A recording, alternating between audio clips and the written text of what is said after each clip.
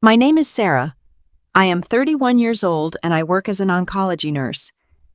After I spent $64,000 to save my husband from total financial ruin, I pretended to leave our baby sleeping upstairs so I could rush to my grueling hospital shift. Then the baby monitor on our kitchen counter crackled to life, and a cruel, deceitful whisper stopped the breath in my throat.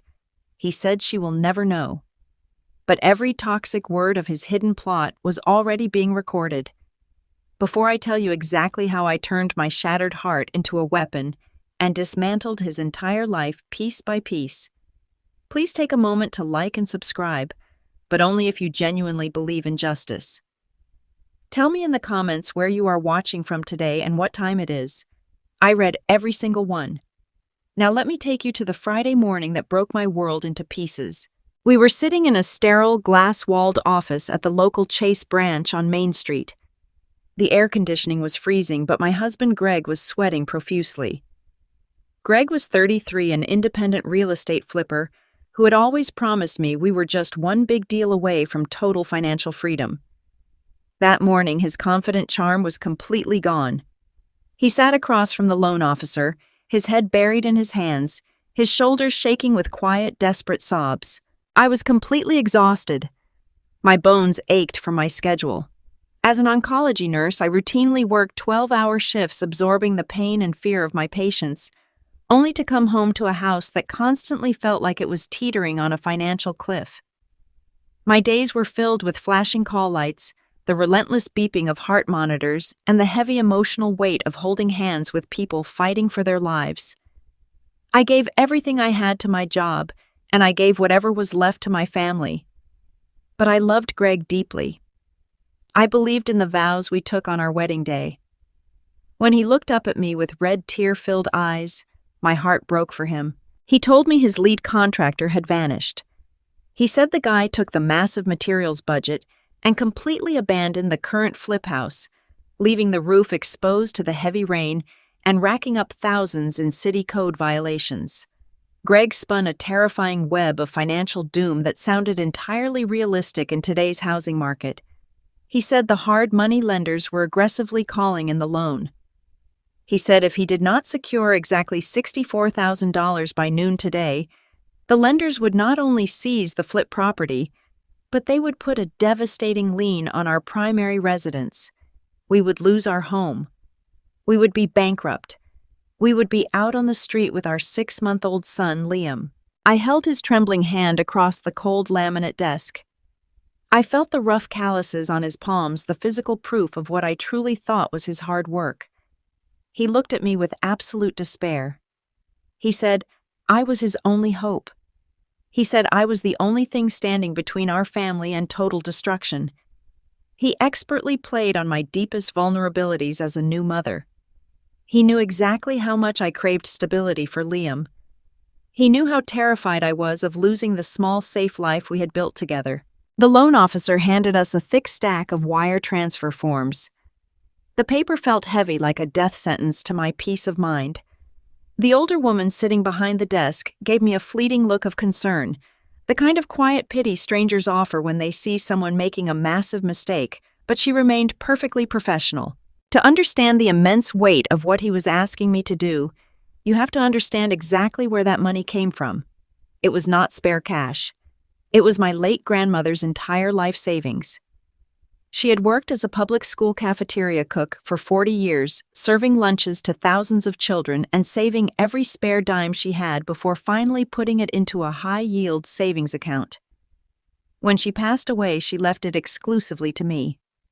She told me to use it to protect myself. It was my ultimate safety net. Since the moment Liam was born, that account had been utterly sacred. It was his future. It was his college tuition fund, his emergency medical safety net, his solid foundation in an unpredictable world. And now Greg was asking me to drain it down to zero. I looked at the bold, black numbers on the printed statement the banker had slid across the desk. $64,212. If I signed that paper, I would be wiping out decades of my grandmother's blood, sweat, and sacrifice.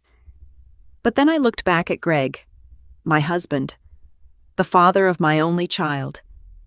He was openly weeping now, wiping his face frantically with the back of his sleeve, whispering that he was a massive failure, that he had ruined our lives, that he was so incredibly sorry for letting me down. My protective instincts went into overdrive. I am a nurse. My entire professional life is built around saving people, stabilizing them, keeping them alive against terrible odds. I could not just sit there and watch the man I loved drown in debt. I told myself that money is just money, but a marriage is a sacred bond that requires sacrifice. Family takes care of family no matter what. I picked up the heavy metal pen provided by the bank. The ink felt thick and final as I signed my full legal name on the authorization line. I officially authorized the immediate irrevocable wire transfer of $64,000 directly into Greg's business account. I watched the bank teller process the paperwork. I heard the keyboard clacking. I watched the computer screen refresh. The account balance instantly dropped to $212. A cold chill washed over my arms, a primal instinct warning me that I had just made a terrible life-altering mistake. But I pushed the feeling down fiercely. I hugged Greg right there in the middle of the bank lobby.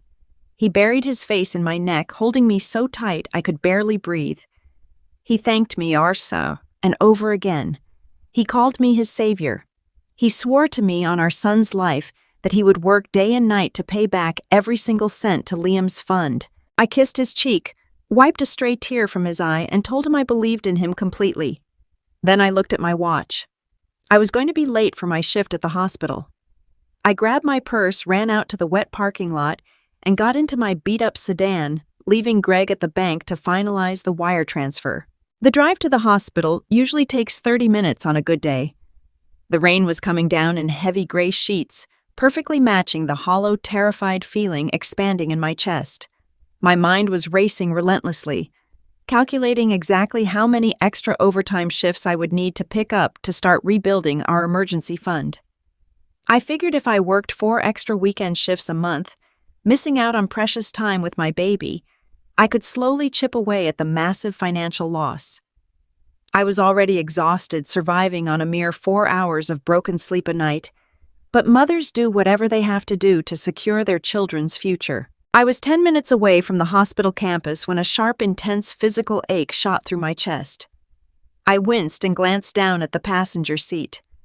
My heart sank completely. In the total chaos of the morning between Greg's dramatic tears and the sheer panic at the bank, I had forgotten my breast pump bag. As a nursing mother working a grueling 12-hour hospital shift, forgetting that bag was not just a minor inconvenience. It meant excruciating physical pain by mid-afternoon.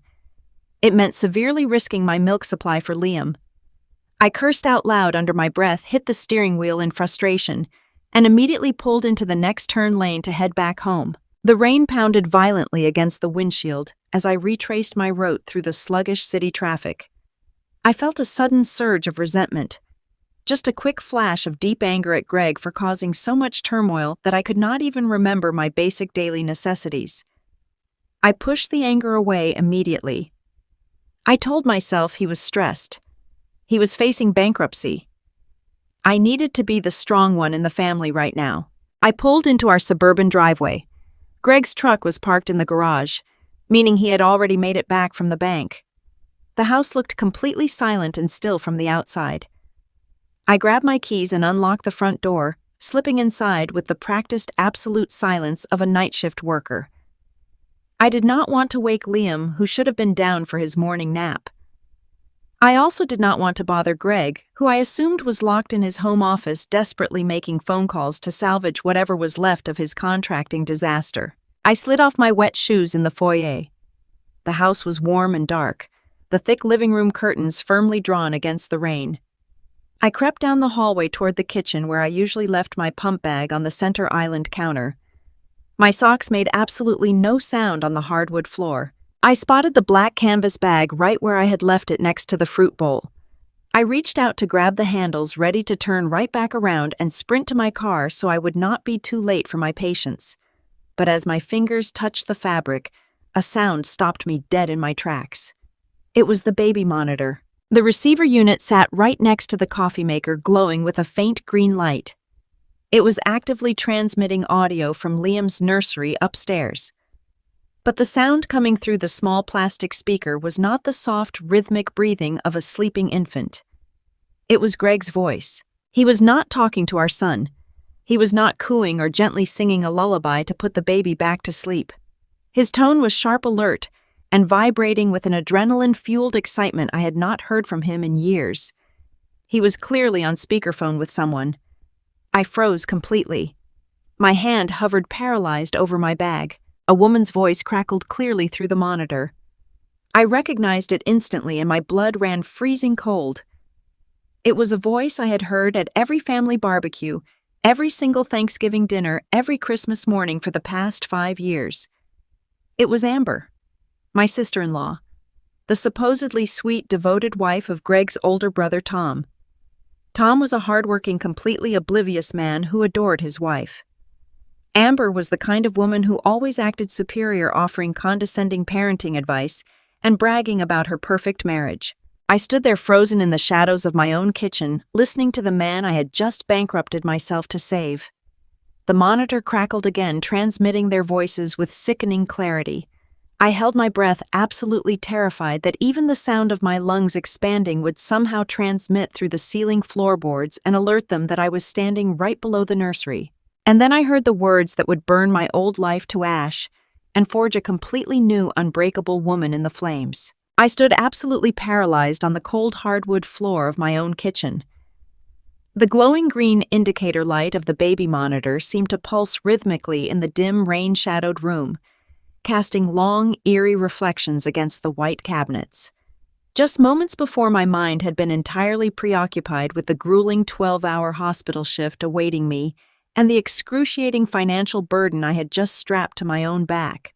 I had expected to glance at that monitor and hear the gentle, rhythmic breathing of my 6-month-old son Liam. I had fully expected to hear my husband, the man I had just bankrupted myself to save from utter ruin, softly singing a familiar lullaby, or perhaps pacing the floorboards in a hushed, frantic panic while making desperate calls to his aggressive lenders. Instead, a sound echoed from that small, cheap plastic speaker that made the blood instantly freeze in my veins and the breath trap itself in my throat. It was laughter. It was not the weary, relieved, exhausted chuckle of a desperate man who had just narrowly dodged a catastrophic financial bullet. It was a deep, resonant, completely relaxed conspiratorial laugh. It was the sound of a man who was entirely at ease, completely victorious, and brimming with dark amusement. Then a woman's voice replied.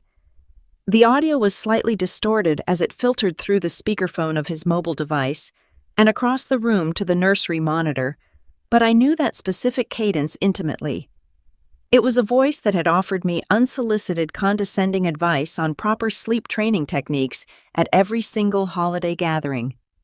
It was the bright, performative voice that cheerfully dominated the conversation at every Sunday dinner hosted at my in-laws' house. It was Amber, my sister-in-law, the supposedly devoted, picture-perfect wife of Greg's older brother Tom. My exhausted mind violently struggled to process the sheer impossibility of the audio transmitting through the kitchen. Why on earth was Greg, who was supposed to be in the middle of a catastrophic, life-altering business meltdown, casually chatting on speakerphone with his brother's wife inside our infant son's nursery? I took a slow, agonizingly silent step closer to the granite kitchen island, leaning my ear toward the receiver. My heart pounded so violently against my ribs, I was genuinely terrified the sensitive microphone upstairs might somehow pick up the erratic rhythm of my panic. "He actually fell asleep," Amber asked, her tone dripping with an airy, playful amusement that felt incredibly sinister for a Tuesday morning. "Out cold," Greg replied. His voice was situated very close to the nursery camera unit, rendering his words terrifyingly crisp and clear. "The kid finally stopped fussing about 10 minutes ago. It gave me the perfect window to log in and check the business accounts online. And," Amber's voice tightened perceptibly, shifting away from casual amusement into a sharp, hungry, almost feral anticipation. "Tell me it actually worked, Greg. Tell me you did not mess this up." I held my breath, my fingernails digging deeply into the palms of my hands. The kitchen around me seemed to physically spin, the walls tilting dangerously. Just 1 hour ago, this exact man had been weeping hysterically in a sterile bank lobby, clutching my hands until my knuckles turned white, begging me to save our family from living in the streets. He had looked directly into my eyes, shedding giant tears, swearing that he was a massive failure, that the hard money lenders were going to seize our home by noon, that he desperately needed my late grandmother's sacred life savings just to survive the week. I had handed over $64,000, the ultimate untouchable safety net, for the innocent baby sleeping just a few feet away from him. Now listening to him through the monitor, his voice held absolutely zero panic. There was no trace of the broken, sobbing, desperate husband I had left behind at the Chase branch. "Of course it worked," Greg said, letting out another arrogant, booming chuckle. "The wire just cleared 10 minutes ago. 64 grand sitting right there in the new holding account. The idiot actually did it. She drained the entire inheritance without asking a single hard question. She will never know." The idiot. He meant me. My knees buckled instantly. I had to grip the sharp edge of the granite countertop with both hands just to keep from collapsing completely onto the floor. The physical, visceral pain of those words was exactly like experiencing a blunt force trauma directly to my chest. The man I had deeply loved, the father of my only child, the man I had literally just sacrificed my entire financial future for, had just called me an idiot while openly bragging to his brother's wife. Amber let out a sharp, triumphant sigh that hissed through the speaker. "Perfect," she said, her voice dropping to a low, conspiratorial whisper. "That is absolutely perfect. We are completely on schedule then. My private lender confirmed everything on my end yesterday afternoon. We close on our beautiful new house Tuesday morning. As soon as the deed is legally recorded under my maiden name and the keys are safely in my hand, you serve her the papers." "Tuesday afternoon," Greg confirmed, his tone practically vibrating with pure electric excitement. "My lawyer has the divorce petition fully drafted and ready to file. I will have the process server meet her right at the hospital during her shift change so she is completely caught off guard in front of her coworkers. By the time she realizes the business bankruptcy was a total fabrication, the cash will be securely locked into the new property under your name, and she will be stuck holding the bag on this old depreciating house. We are finally going to be free, baby. You, me, and our fresh start." I could not breathe. The oxygen had been violently vacuumed out of the room. The glowing green indicator lights of the baby monitor blurred into glowing streaks as hot, stinging tears flooded my eyes and spilled over my cheeks. Every single thing I thought I firmly knew about my life, my steadfast marriage and my extended family, was a meticulously crafted, devastatingly cruel lie. There was no missing contractor. There were no aggressive hard money lenders threatening to seize our home and throw us out into the cold. The impending bankruptcy, the terrifying code violations, the ruined flip property, it was all a spectacular fabricated performance. A theatrical production designed specifically to extract every last dime of my grandmother's hard-earned inheritance. And Amber, the woman who played the perfect, loving, supportive wife to Greg's hard-working brother Tom, was his enthusiastic partner in this monstrous, calculated crime. They had not just planned a secret, sordid, emotional affair. They had orchestrated a devastating, life-altering financial heist.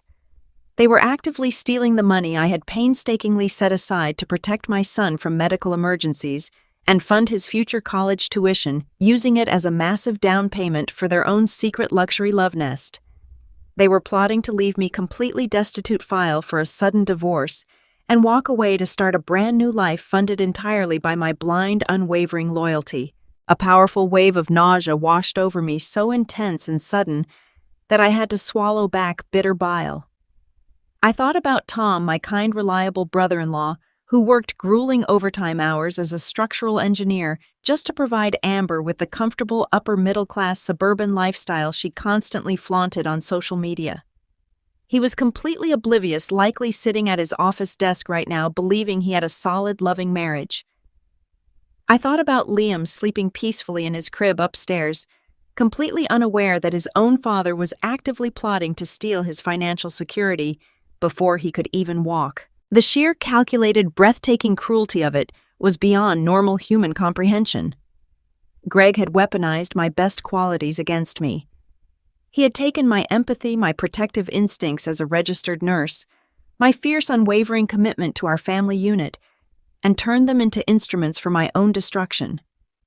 He knew I would never let our son go homeless. He knew I would drain my very last dollar to save our marriage from a crisis. He had expertly preyed upon my unconditional love to fund his absolute betrayal. But as the initial crushing shockwave of utter devastation washed over me, something else began to rise from the smoking wreckage of my shattered reality. It started as a tiny hot spark deep in the pit of my stomach, and within seconds it flared into a raging, uncontrollable, brilliant inferno. The paralyzing, suffocating grief rapidly evaporated. Pure, unadulterated, blinding rage took its place. I am an oncology nurse. I spend 12 relentless hours a day fighting literal death, stabilizing critical patients crashing into code blues, and making split-second high-stakes decisions under immense pressure. I do not panic in emergencies. I do not crumble to pieces when the alarms start sounding.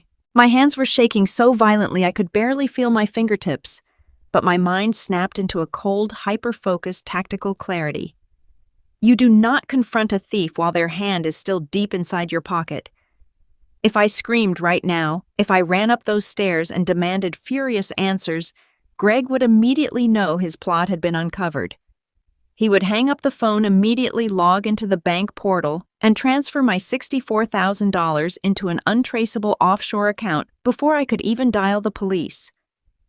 I would lose the money forever, and I would surrender my only strategic advantage, the element of surprise. I reached deep into my scrub pocket and pulled out my cell phone.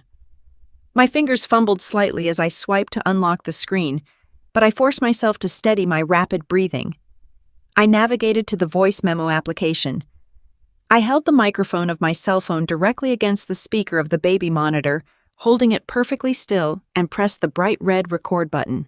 I cannot wait to finally be done with all this exhausting sneaking around, Amber was saying, her voice echoing clearly and permanently into my digital recording. Tom has been talking about booking a second honeymoon for us to Hawaii next month to celebrate our anniversary. The look on his stupid, clueless face when I hand him the divorce papers instead of a plane ticket is going to be absolutely priceless. He completely deserves it for being so blind. Greg laughed, the callous sound making my skin physically crawl. Just like Clara. She actually kissed me in the bank lobby today, Amber. She kissed me on the cheek and told me she believed in me completely. I almost laughed right in her pathetic face. But the cash is fully secured now. Tuesday is the final finish line. We just have to play our parts for exactly 4 more days. 4 more days, Amber echoed, her voice softening into a sickeningly sweet, triumphant purr. I love you, Greg. I will see you tomorrow when she goes to her long shift. I love you too, baby. Tuesday, absolutely everything changes for us. I stood motionless, watching the red timer on my phone screen tick past 2 full minutes. I had it. I had the undeniable, crystal-clear, damning audio proof of their entire fraudulent conspiracy. I had the recorded confession of the stolen funds, the exact timeline of the secret house closing, the premeditated intention to serve divorce papers, and the explicit, undeniable confirmation of their affair. Every cruel, calculated word was securely saved in my digital storage. I tapped the screen to stop the recording and instantly emailed the audio file to my secure private email address, immediately deleting the local copy from my phone's hard drive, just in case Greg ever decided to snoop through my device. I slipped the phone back into my pocket. My breathing was shallow, tight, and rapid. I needed to leave. I needed to get out of this house immediately before the overwhelming, violent urge to march upstairs and destroy him completely overtook my rational, strategic judgment.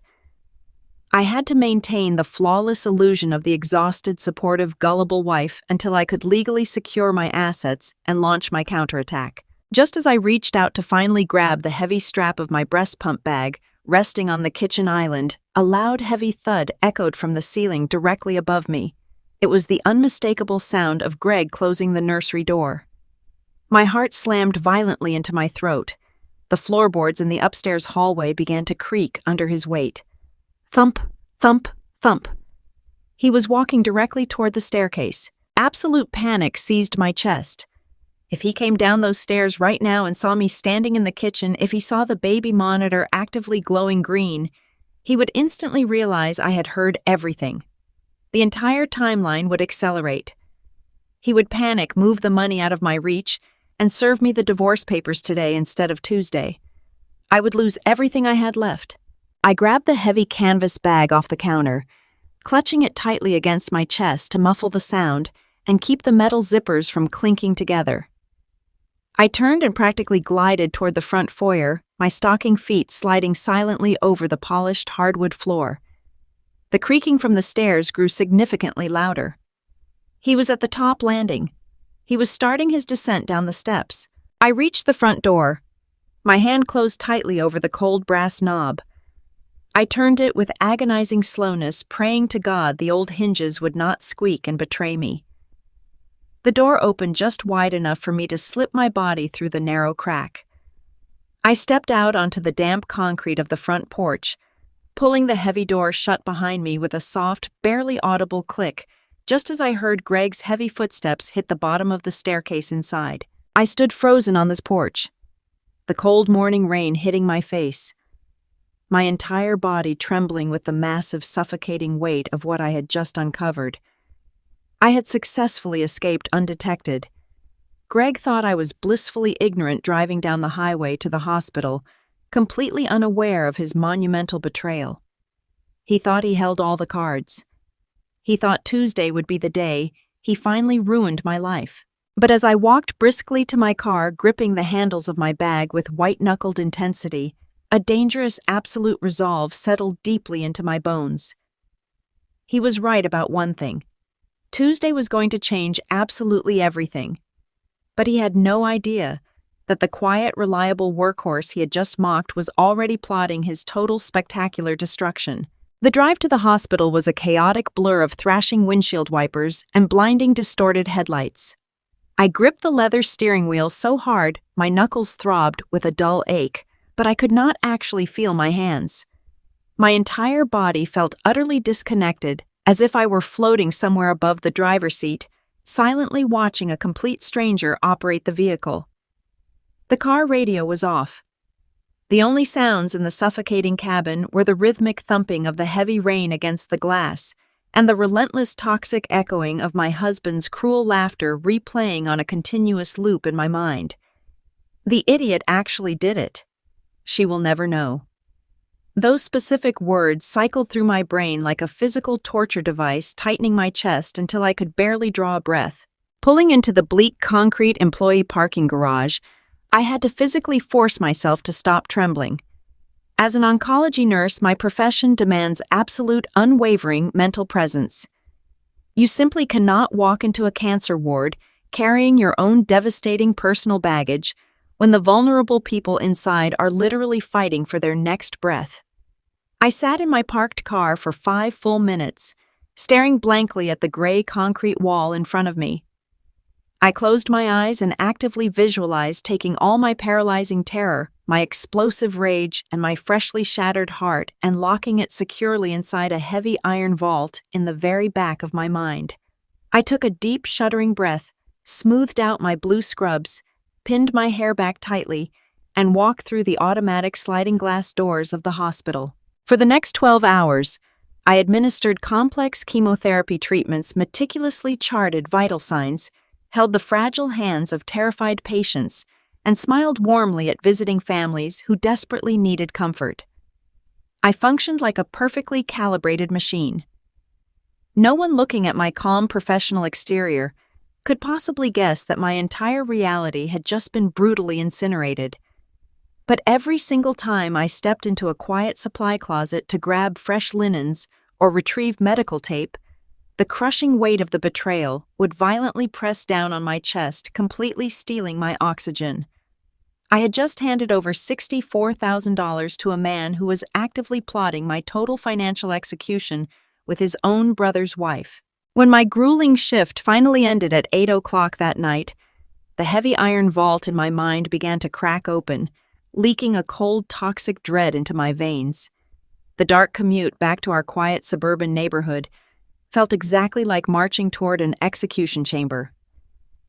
I pulled into our familiar driveway, turned off the engine, and took one last deep breath of the cold, damp air. I knew exactly what I had to do. I had to step through that front door and flawlessly play the role of the devoted, exhausted, completely oblivious wife. I unlocked the front door and walked into the inviting warmth of the living room. Greg was sitting casually on the plush sofa, bathed in the soft, flickering glow of the television screen. The moment he heard my keys, he jumped up, his face masterfully painted with an expression of profound, tearful gratitude. It was a truly spectacular award-winning performance. He walked over, rapidly wrapped his strong arms around my waist, and pressed a tender kiss to my forehead. He smelled strongly of his expensive cedarwood cologne, a familiar scent I used to find incredibly comforting, but in that moment it made my stomach physically churn with pure revulsion. "Thank you," he whispered, his voice thick with fake trembling emotion. "You saved us today, Sarah. I secured the loan extension this afternoon with your grandmother's funds. The contracting business is going to survive because of you. You are the most amazing, supportive wife a man could ever possibly ask for." I forced my rigid arms to wrap around his broad shoulders. I rested my chin against his chest and squeezed my eyes shut, praying to God that my sheer, undeniable physical disgust would not somehow transmit through my touch. I managed to tell him I was just happy I could help. I forced myself to tell him I loved him. The deceitful words tasted like dry ash on my tongue. I went upstairs, checked on our sweet baby Liam sleeping peacefully in his dark crib, and stepped into a scalding hot shower, standing under the heavy spray, trying to scrub away the lingering feeling of Greg's deceitful hands on my skin. When I finally crawled into our chambre, my bones were deeply aching from the demanding nursing shift, but my mind was violently, dangerously awake. Greg lay right next to me, casually scrolling through sports scores on his phone before lazily clicking off the bedside lamp.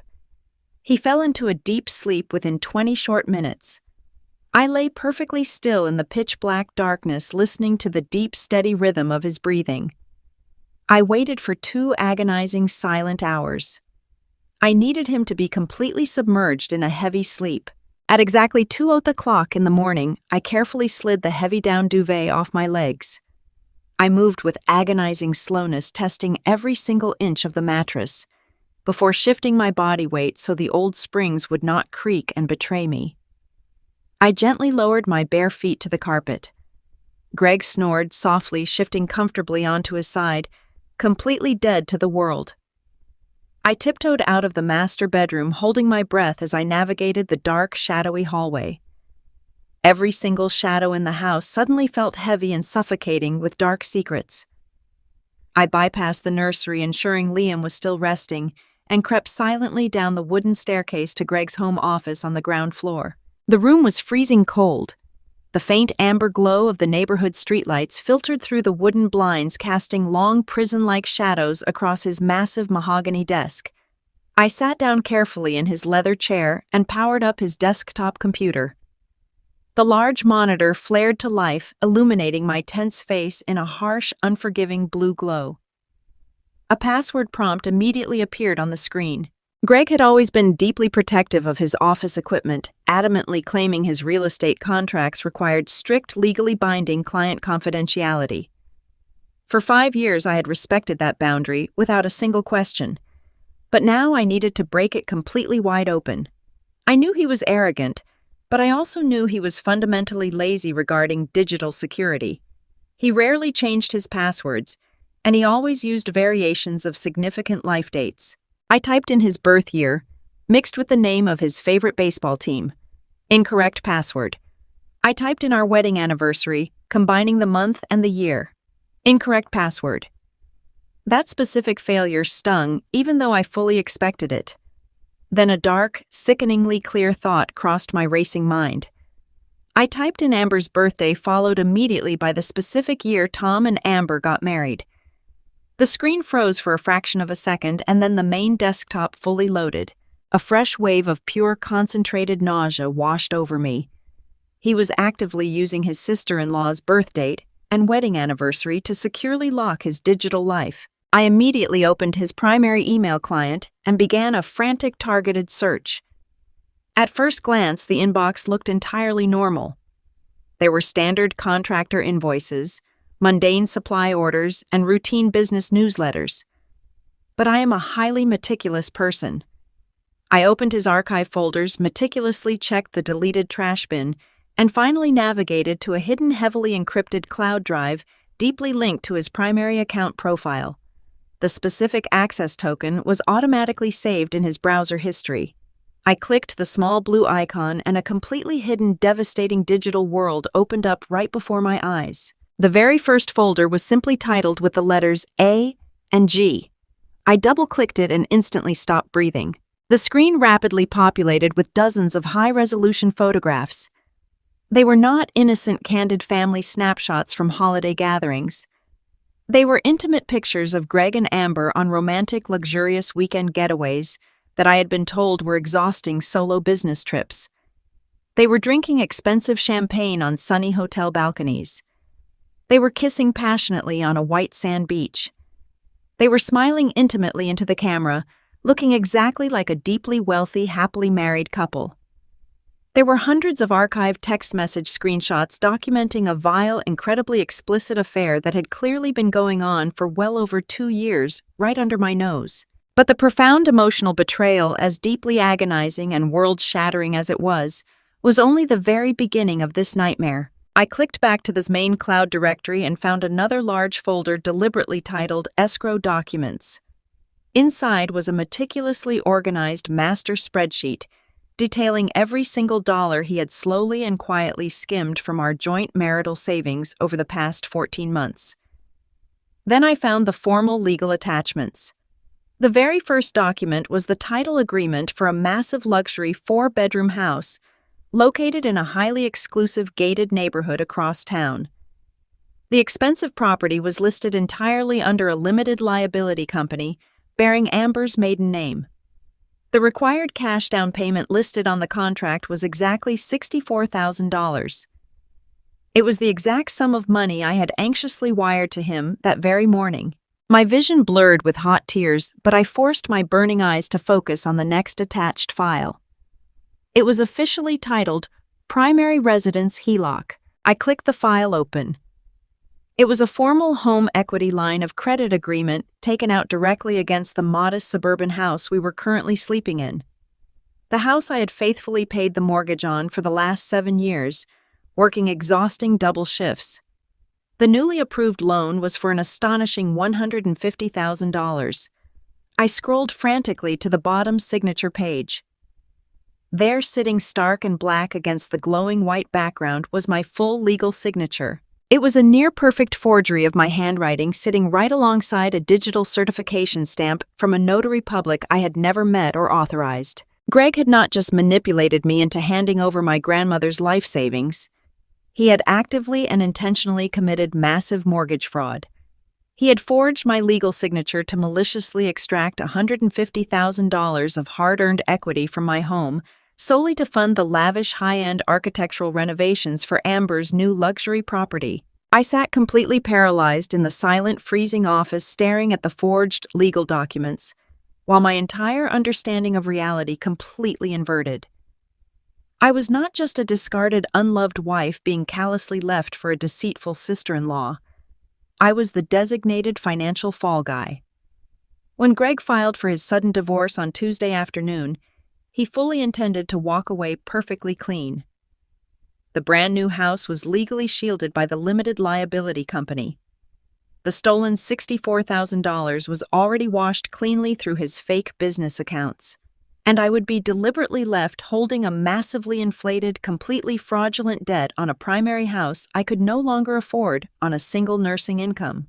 I would be facing total, inescapable bankruptcy and absolute ruin while he lived a life of luxury with my money. He had carefully and joyfully engineered my absolute destruction. I reached into my bag and grabbed a small encrypted flash drive, plugging it directly into the back of his computer tower. With rapid mechanical precision, I downloaded every single file, every intimate photograph, every forged financial contract, and every incriminating bank statement. I safely ejected the small drive, painstakingly erased the computer's recent access history to cover my tracks, and shut the computer system down completely. The harsh blue light faded away, plunging the quiet room back into total heavy darkness. I sat in the black leather chair and clutched the small plastic drive tightly in my sweaty palm. The devastating, suffocating grief that had desperately threatened to drown me all day was completely gone. I was no longer a heartbroken, betrayed wife mourning a dead marriage. I was a furious mother fighting a literal war for her family's survival. Greg genuinely thought he was an untouchable mastermind playing a brilliant, flawless game of chess. He truly thought he had successfully backed me into a dark corner where I would just quietly surrender to his cruelty. He had absolutely no idea that he had just handed me the exact devastating weapon I needed to absolutely destroy him and everything he thought he had won. But I knew I could not do this alone. If I made even one tiny emotional wrong move, if I showed him even a fraction of my anger, he would instantly panic, transfer the stolen funds completely offshore, and leave me permanently drowning in fraudulent debt. I needed a legal shark. I needed an attorney who was ruthless, deeply calculating, and exceptionally aggressive in high-stakes financial fraud. And I needed to find them the very moment the sun came up. The heavy glass doors of the downtown high-rise building slid open, letting in a rush of cold city air that did absolutely nothing to cool the burning anger radiating through my veins. I had called my nursing supervisor at dawn, citing a sudden and severe childcare emergency to secure a rare personal day away from the oncology ward. In reality, I had dropped Liam off at his trusted daycare, changed out of my practical hospital scrubs into a sharp-tailored navy suit I had not worn since before my pregnancy, and driven straight into the heart of the financial district. I did not need a sympathetic counselor to hold my hand and ask me how my broken heart was processing this trauma. I needed a legal mercenary. I needed someone who understood the dark, predatory mechanics of marital fraud. I found that exact person in a man named David. David was a senior partner at one of the most feared and respected family law firms in the state.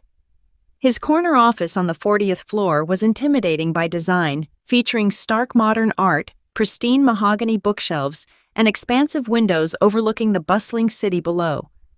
He was a man in his late 50s, with sharp analytical eyes and a demeanor entirely stripped of unnecessary sentimentality. When I sat down in the leather chair across from his massive desk, I did not cry.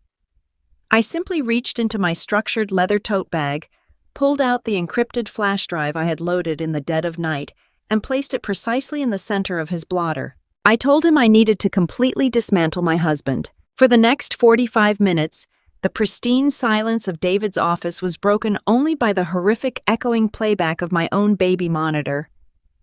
We sat together as Greg and Amber's cruel, triumphant laughter filled the room. We listened to them explicitly detail their timeline, their sordid affair, and their calculated plan to leave me financially decimated while they closed on a luxury property. Playing that audio in a sterile corporate environment brought a fresh wave of profound humiliation. Listening to the man I loved brag to his brother's wife about how easily he had manipulated me felt like a physical assault. David did not express shock. He did not offer empty platitudes or hand me a box of tissues. He simply took meticulous, rapid notes on a yellow legal pad, his face a mask of absolute professional concentration. When the audio file finished playing, he plugged the flash drive into his secured terminal and began methodically clicking through the digital mountain of evidence I had stolen from Greg's hidden cloud directory. He reviewed the hundreds of intimate vacation photographs, the extensive spreadsheets documenting the slow draining of our marital savings, and finally the forged home equity contract. I sat with my hands tightly folded in my lap, waiting for him to tell me that we had enough ammunition to immediately call the police, arrest my husband for forgery, and freeze the bank accounts before the afternoon was over. I fully expected him to tell me the nightmare was essentially solved. Instead, David took off his reading glasses, leaned back in his heavy chair, and delivered a dose of cold, unforgiving legal reality that practically knocked the wind out of me. He told me I had done an extraordinary job gathering this intelligence and that the level of documentation was exceptional. However, he warned me that we were dealing with a highly volatile financial situation, and I needed to understand the severe legal hurdles standing directly in our way. He tapped his index finger against the printed confirmation of the $64,000 wire transfer. He explained that this specific transaction was our biggest immediate problem. Yesterday morning, I had willingly walked into a bank branch, sat down with a certified loan officer, and legally signed my name to authorize the wire transfer from a joint marital account. I felt a sudden defensive spike of panic. I told him I only signed it because Greg lied to me. He completely fabricated a business emergency. He told me we were going to lose our home to hard money lenders. I argued that it was extortion disguised as a marital crisis. David looked at me gently but firmly. He believed me, but the banking institution did not care about the emotional manipulation that occurred prior to the signature. As far as the law and the bank were concerned, I was an equal account holder who properly verified her identity and authorized a standard transfer to her husband's business account. It is not considered bank fraud when a spouse willingly hands over the money. Trying to claw back those specific funds right now before the closing would require filing an emergency injunction that could take weeks to litigate. My stomach plummeted. I stared at him, feeling the familiar suffocating weight of sheer terror creeping back into my chest. I asked him if he was telling me Greg actually gets to keep my grandmother's life savings. I asked if they truly get to buy a luxury house with my money, while I'm left with absolutely nothing. David held up a hand to stop my spiraling thoughts. He clarified that we could not attack the wire transfer directly right now. We had to attack the forgery. He turned the computer monitor so I could see the digital copy of the home equity document. This was where my husband had crossed the definitive line from marital deceit into federal wire fraud and identity theft. Forging a spouse's signature to extract $150,000 in equity from a primary residence is a massive, highly prosecutable crime. But this also created a very dangerous ticking time bomb for my own survival. David thoroughly explained the complex, terrifying mechanics of Greg's legal strategy. Greg had funneled the stolen cash and the fraudulent loan money into a completely separate company registered exclusively under Amber's maiden name. This was a classic, highly aggressive asset shielding maneuver. By keeping his own name completely off the real estate deed, Greg was ensuring the new luxury home could never be touched in a standard divorce proceeding. If Greg filed for divorce on Tuesday afternoon, as he planned, the family court would look at his official assets and see nothing but a failing contracting business and a heavily leveraged primary residence. I would be legally chained to a mountain of fraudulent debt. I would be forced to spend hundreds of thousands of dollars in legal fees, trying to prove the signature on the loan was forged, all while Greg and Amber lived comfortably in a pristine, untouchable luxury property funded entirely by my destruction. David's voice grew razor-sharp as he outlined the danger of acting too quickly. If we confronted Greg right now, if I went home and told him I knew about the affair, or if David immediately sent a demand letter to his attorney, we would trigger a catastrophic panic response. Greg knew he had committed a felony. The moment he realized I had access to the forged documents, he would not proceed with the house closing. He would instantly pull the plug on the escrow, wire the liquid cash into an untraceable offshore account, and deliberately destroy any remaining digital evidence. I would be left fighting a massive, deeply complex fraud battle while drowning in the monthly payments for a home equity loan I never authorized. I felt perfectly sick. The mahogany desk seemed to tilt slightly as the reality of my predicament washed over me. I thought about the grueling 12-hour shifts, the endless physical exhaustion, the pure love I had poured into my family, and how it had all been manipulated into a literal trap. I had been playing the role of a devoted partner while my husband was playing a high-stakes game of financial assassination. I asked David what we were supposed to do. I needed to know how we could possibly stop them before Tuesday. David leaned forward, a dangerous predatory glint finally appearing in his eyes. He told me we do not stop them. We let them walk right into their own trap. We let them buy the house. I stared at him in complete disbelief. I asked if he seriously wanted me to let my cheating husband and his deceitful sister-in-law successfully purchase a luxury mansion using my stolen inheritance. He replied without a single ounce of hesitation. He explained that right now my money is completely liquid. It is sitting in an escrow holding account, highly mobile and extremely vulnerable. If Greg gets spooked, that money disappears across international borders in 3 quick keystrokes.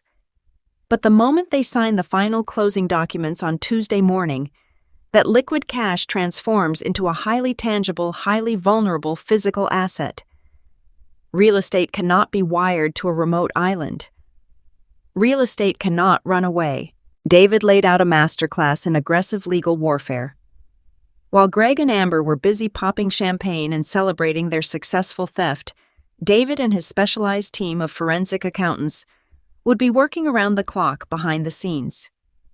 They would quietly and methodically trace every single stolen dollar directly from my original savings account through Greg's shell business straight into Amber's newly formed company. He explained that we are going to let them legally bind themselves to that property. And the very absolute second the ink is dry on their closing documents, David is going to file a formal public notice of a pending lawsuit attached directly to their brand new title.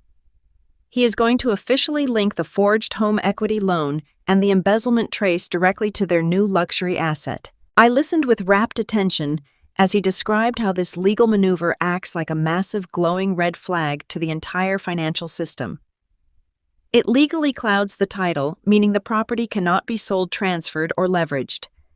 It effectively traps the asset in place, locking Greg and Amber into a house they can no longer utilize or abandon. We will freeze their bank accounts for suspected wire fraud simultaneously.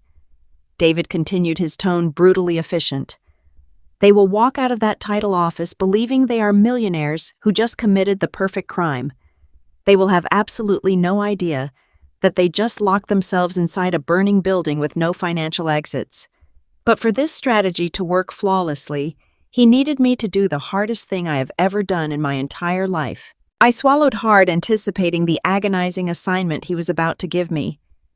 David looked directly into my eyes and told me I needed to go back to my house and play the role of the devoted, exhausted, completely oblivious wife.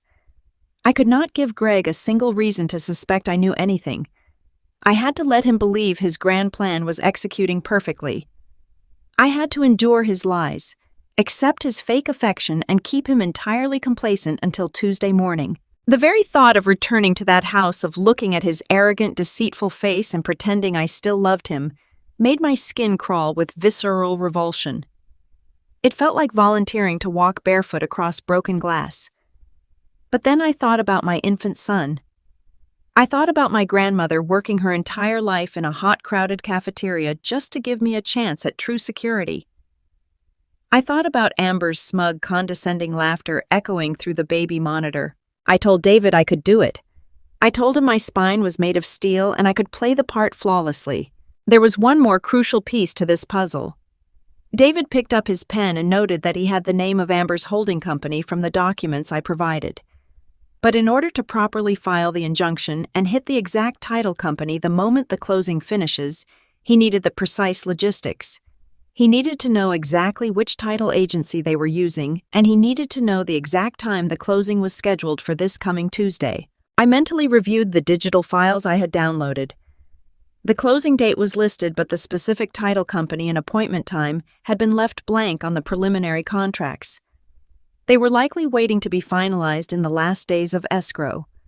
Greg was far too careful to leave that sensitive information lying around on his home desk. I realized with a sudden jolt of adrenaline that I needed to get access to Amber's phone. She was the one actively managing the communication with the private lenders. She would have the exact schedule sitting in her email inbox or her text messages. David nodded slowly, asking if I could get close enough to her to intercept that information without raising any suspicion whatsoever. A heavy, suffocating dread settled over my shoulders as I looked at the calendar application on my own phone. The timing of this entire ordeal was almost too perfectly cruel. Tomorrow was Sunday. It was the third Sunday of the month. In our family tradition, that meant only one unavoidable thing. I looked at my attorney and told him I have a mandatory family dinner tomorrow night at my in-laws' house. Greg and Amber will both be there. Tom will be there. The entire extended family will be sitting around the exact same dining room table, cheerfully pretending everything is completely normal. It was the most agonizing, terrifying prospect imaginable. I would have to sit across the table from the woman who was actively destroying my life. I would have to break bread with the husband who was planning to abandon me and leave me in ruins. I would have to look into the kind, trusting eyes of his oblivious brother while harboring a massive explosive secret that would soon tear their marriage to shreds. I would have to navigate a complex minefield of toxic family dynamics, perform the role of the dutiful, financially strained wife, and somehow find a way to physically intercept Amber's personal cell phone without a single person noticing my intentions. If I failed this mission, if Amber caught me snooping through her private device, or if Greg sensed even a microscopic fraction of my burning hostility, the entire legal trap would instantly disintegrate into dust. They would run with the money, and I would be left completely ruined exactly as they had planned. But if I succeeded, if my nerves held steady and my hands did not shake, I would have the final critical coordinate needed to drop a catastrophic legal bomb directly onto their perfect stolen future. I stood up from the heavy leather chair and smoothed the front of my navy suit. I shook David's hand, feeling a new profound sense of terrifying purpose flooding my system. The weeping, terrified nurse, who had desperately drained her savings in a bank lobby just 24 hours prior, was completely dead and gone. The woman walking out of that high-rise law firm was preparing to step directly onto a battlefield. The impending Sunday family dinner was no longer just a tedious suburban obligation. It was a targeted, high-stakes reconnaissance mission, and I was going to retrieve exactly what I needed to destroy them both. The Monday morning before the closing dawned gray and suffocatingly humid. The air in our house felt thick, vibrating with an unspoken electric tension that seemed to crackle every time Greg and I occupied the same room. I had successfully navigated the harrowing Sunday dinner, secured the precise escrow details from Amber's phone, and transmitted the explosive photographs directly to my lawyer's secure email portal before midnight. Now I simply had to survive the final 24 hours without breaking character. David's legal team had worked relentlessly through the night. They had already drafted the formal lis pendens document heavily outlining the fraudulent nature of the home equity loan and explicitly connecting the forged signature directly to the funds waiting in the Horizon Title Partners escrow account. The trap was fully constructed, armed, and waiting in the absolute dark. We just needed Greg and Amber to step directly onto the trigger. But as the final hours ticked away, Greg's behavior began to shift erratically, morphing from arrogant complacency into a restless, deeply agitated cruelty. He was standing in the kitchen when I came downstairs fully dressed in his sharpest business casual attire. He was aggressively shoving files and a sleek new laptop into a heavy leather briefcase I had never seen before. He looked up as I entered, his eyes darting quickly over my tired nursing scrubs, his expression hardening into a look of profound, unmasked irritation. "Are you working another double shift today?" he demanded, his voice sharp and accusatory, completely devoid of the fake weeping gratitude he had performed at the bank just 3 days prior.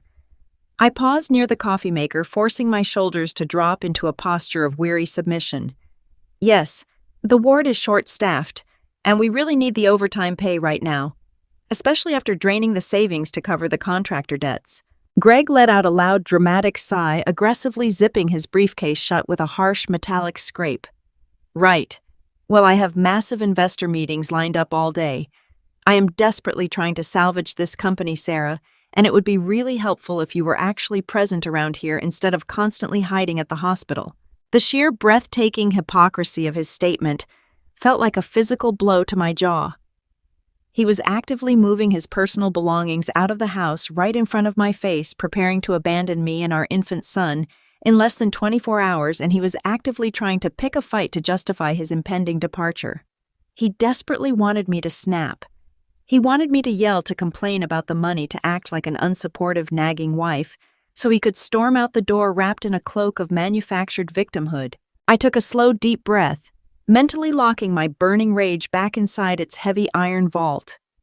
I poured a cup of black coffee, keeping my hands perfectly steady. "I am so sorry, Greg," I said softly, injecting exactly the right amount of genuine guilt into my tone. "I know how incredibly hard you are working to fix this mess. I just want to make sure Liam has everything he needs while you focus on the business. I believe in you. I know you are going to turn this all around for us." My absolute unwavering submission seemed to completely disarm him. The tense, combative posture drained out of his shoulders, replaced instantly by that familiar, sickeningly arrogant smirk. He had successfully convinced himself that I was nothing more than a pathetic, blindly devoted workhorse, completely incapable of seeing the blade he was holding right against my throat. "I appreciate that, Sarah," he murmured smoothly, picking up his briefcase. "I really do. I will be working very late tonight finalizing these new contracts. Do not wait up for me." "Okay," I whispered, watching him walk toward the front door. "Good luck with your meetings today." He did not look back. The heavy oak door slammed shut behind him, rattling the framed family photos hanging on the hallway wall. The moment his truck engine faded down the suburban street, the suffocating atmosphere in the house immediately lifted. I practically collapsed against the kitchen counter, my knees trembling violently as the massive adrenaline spike finally began to recede. The psychological toll of maintaining this flawlessly oblivious facade was excruciating. It required suppressing every natural instinct I possessed, forcing me to swallow literal poison with a grateful smile. But it had worked. I had successfully disarmed his final attempt at starting a conflict. He was driving away completely certain that I was heading to a grueling 12-hour shift, leaving him perfectly free to execute the final stages of his monumental fraud. I did not go to the hospital. I had officially requested a week of emergency family leave, citing an immediate, highly sensitive crisis. I drove Liam to his trusted daycare center, kissing his soft, warm cheek a dozen times before handing him over to his favorite teacher. Then I drove directly to the downtown financial district, parking my beat-up sedan 3 blocks away from the towering glass structure that housed Horizon Title Partners. My lawyer David was already waiting for me in a small, discreet coffee shop across the street from the title agency. He sat at a corner table nursing a black espresso, dressed in a sharp gray suit that practically screamed lethal corporate litigation. He had a thick, heavily sealed manila envelope resting securely on the table in front of him.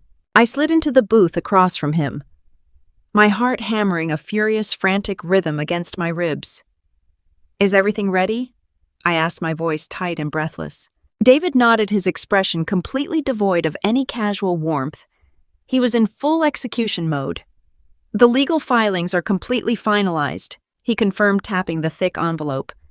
"The emergency injunction to freeze all associated bank accounts for suspected wire fraud has been signed by a judge who was extremely displeased to see a forged home equity signature. My paralegal is currently positioned at the county courthouse. The second I give the signal, the lis pendens will be instantly filed against the property title." "What is the exact timing?" I asked, watching the heavy glass doors of the title agency across the busy street. David checked his heavy silver watch. "The closing appointment is scheduled for 10:30. In real estate transactions of this magnitude, reviewing the closing disclosures, authorizing the final wire transfers, and signing the physical deed typically takes about 45 minutes. We cannot file the injunction 1 minute too early, or the title company will simply halt the transaction and return the liquid funds to Greg's fraudulent business account." "We have to wait until the ink is completely dry," I murmured, a cold shiver racing down my spine. "We have to let them buy the house." "Exactly," David replied, his eyes narrowing slightly as he watched the street. "We wait until the property legally transfers into Amber's holding company. The moment that happens, the liquid cash you wired is permanently converted into a physical asset. Then we drop the hammer. The title becomes clouded, the property cannot be sold or leveraged, and the remaining bank accounts are instantly frozen. They will walk out of that office completely destitute, and they will not even know it yet." At exactly 10:15, a sleek black luxury SUV pulled up to the curb, directly in front of Horizon Title Partners. My breath hitched violently in my throat. I instinctively slumped down lower in the coffee shop booth, terrified they might somehow spot me through the large plate glass windows. Greg stepped out of the driver's side. He was wearing a sharply tailored suit I had never seen before. He walked around to the passenger side and opened the door. Amber stepped out onto the sidewalk. She looked absolutely radiant, wearing an expensive white designer dress and oversized sunglasses, looking exactly like a wealthy socialite preparing to close on her dream home. Greg offered her his hand and she took it openly, completely abandoning the careful platonic boundaries they strictly maintained at family dinners. They stood on the sidewalk for a brief moment, gazing up at the towering glass building. Greg laughed at something Amber said, a bright, booming sound of pure, unadulterated victory. He wrapped his arm tightly around her waist, pulling her close and kissed her deeply right there on the busy downtown street. A fresh, violent wave of nausea washed over me, but I forced my eyes to stay locked on them. I burned that image into my brain. The sheer breathtaking arrogance of their public display fueled the raging inferno of my resolve. They truly believed they had committed the perfect crime. They believed they had successfully crushed me into dust and were casually walking away with my entire future. Greg and Amber walked through the heavy glass doors of the title agency and disappeared into the lobby. The countdown had officially begun. David and I sat in absolute agonizing silence. The minutes dragged by with excruciating slowness. Every single tick of David's silver watch felt like a hammer striking an anvil inside my skull. 10:30, 10:45, 11 o'clock. I watched the street, my mind racing through 100 catastrophic scenarios. What if the title officer noticed an anomaly in the forged home equity documents? What if the private lender suddenly required additional verification? What if Greg randomly decided to check his personal bank accounts right before signing the final papers? The sheer volume of moving parts required for this trap to successfully close was absolutely terrifying. At 11:15, David's cell phone buzzed sharply against the wooden table. He picked it up, glancing at the caller ID, and immediately answered. "Status," he said briskly into the receiver. He listened for a brief moment, his sharp eyes fixed entirely on the title agency across the street. A slow, deeply predatory smile spread across his face. "Excellent. Execute the filings immediately. Have the banking injunctions served directly to the branch managers." He ended the call and looked at me, the tension in his shoulders completely evaporating. The escrow agent just officially recorded the transaction. David announced, his voice practically humming with dark satisfaction. "The $64,000 has been irrevocably transferred to the seller. The property deed is now legally registered under Amber's limited liability company. My paralegal just filed the lis pendens attaching your forged signature directly to their new title. The judge has officially frozen all of Greg's associated business accounts." I let out a long, shuddering breath, pressing my trembling hands flat against the cool surface of the coffee shop table. "It is done," I whispered, almost unable to believe the words. "It is done," David confirmed, picking up his thick manila envelope. "The trap is completely closed. They currently possess a luxury house they cannot legally sell, leverage, or protect.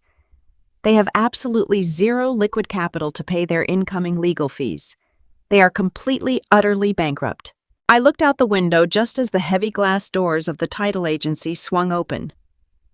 Greg and Amber stepped back out onto the busy sidewalk. They were both holding thick, glossy presentation folders containing their final closing documents. Amber was practically bouncing on her heels with giddy excitement. Greg was grinning so widely his face looked like it might crack. He pulled a set of shiny brass keys out of his pocket and dangled them triumphantly in the air before handing them to Amber. They had absolutely no idea that those keys belonged to a financial prison. "What happens now?" I asked, watching them climb back into their luxury SUV and pull away from the curb. David stood up, adjusting his suit jacket with a chilling, absolute calm. "Now they are going to drive to their brand new, empty luxury house to pop champagne and celebrate their brilliant victory," he said. "Greg is likely planning to call you from the property to deliver his cruel, rehearsed speech about leaving you with nothing. He wants to hear you cry before he officially serves the divorce papers." I stood up beside him, feeling a surge of pure electric adrenaline coursing through my veins. The passive, terrified nurse was completely gone.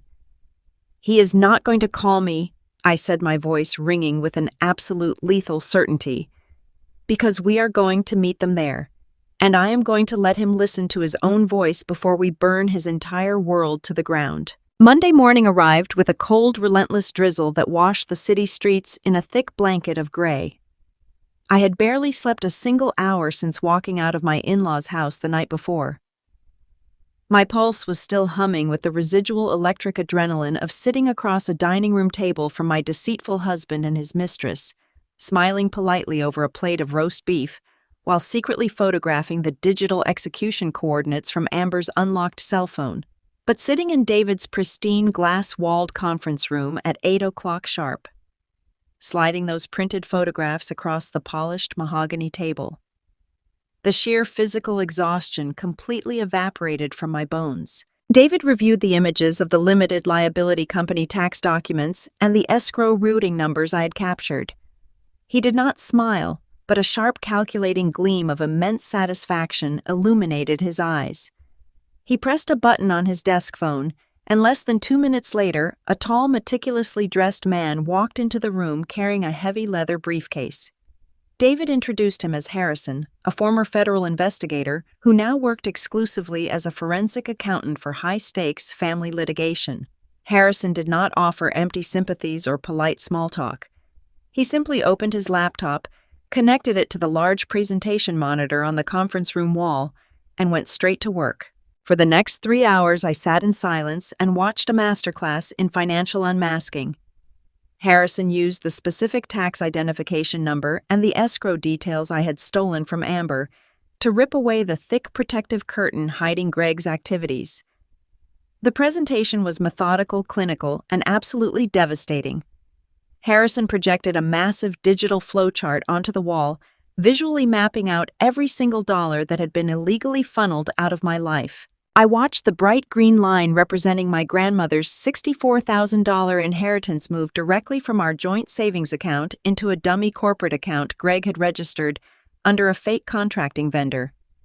From there, the money bounced through 2 more regional banks in a classic layering technique before landing squarely in a newly minted holding account registered exclusively to Amber's maiden name. Greg had meticulously structured the transfers to look like legitimate material payouts for a flip property that never actually existed. He had created fake invoices for lumber roofing materials and foundation repairs, all designed to make the catastrophic business failure look perfectly real on paper. But the truly staggering revelation came when Harrison pulled up the financial records tied to the home equity line of credit. He displayed the formal loan applications side by side, with genuine samples of my handwriting extracted from my nursing licenses and old tax returns. Harrison pointed a laser pointer to the slight jagged tremor in the loops of my forged signature on the bank document. Greg had clearly practiced my signature hundreds of times, but under the microscopic scrutiny of a forensic expert, the hesitation and the improper pressure points were glaringly obvious. The most painful part of the presentation was the timeline. Harrison had correlated the dates of the fraudulent financial transfers with my own work schedule. On October 12th, while I was working a grueling 16-hour double shift because an elderly cancer patient of mine was actively crashing, Greg was sitting at his computer, forging my signature on page 4 of the loan application.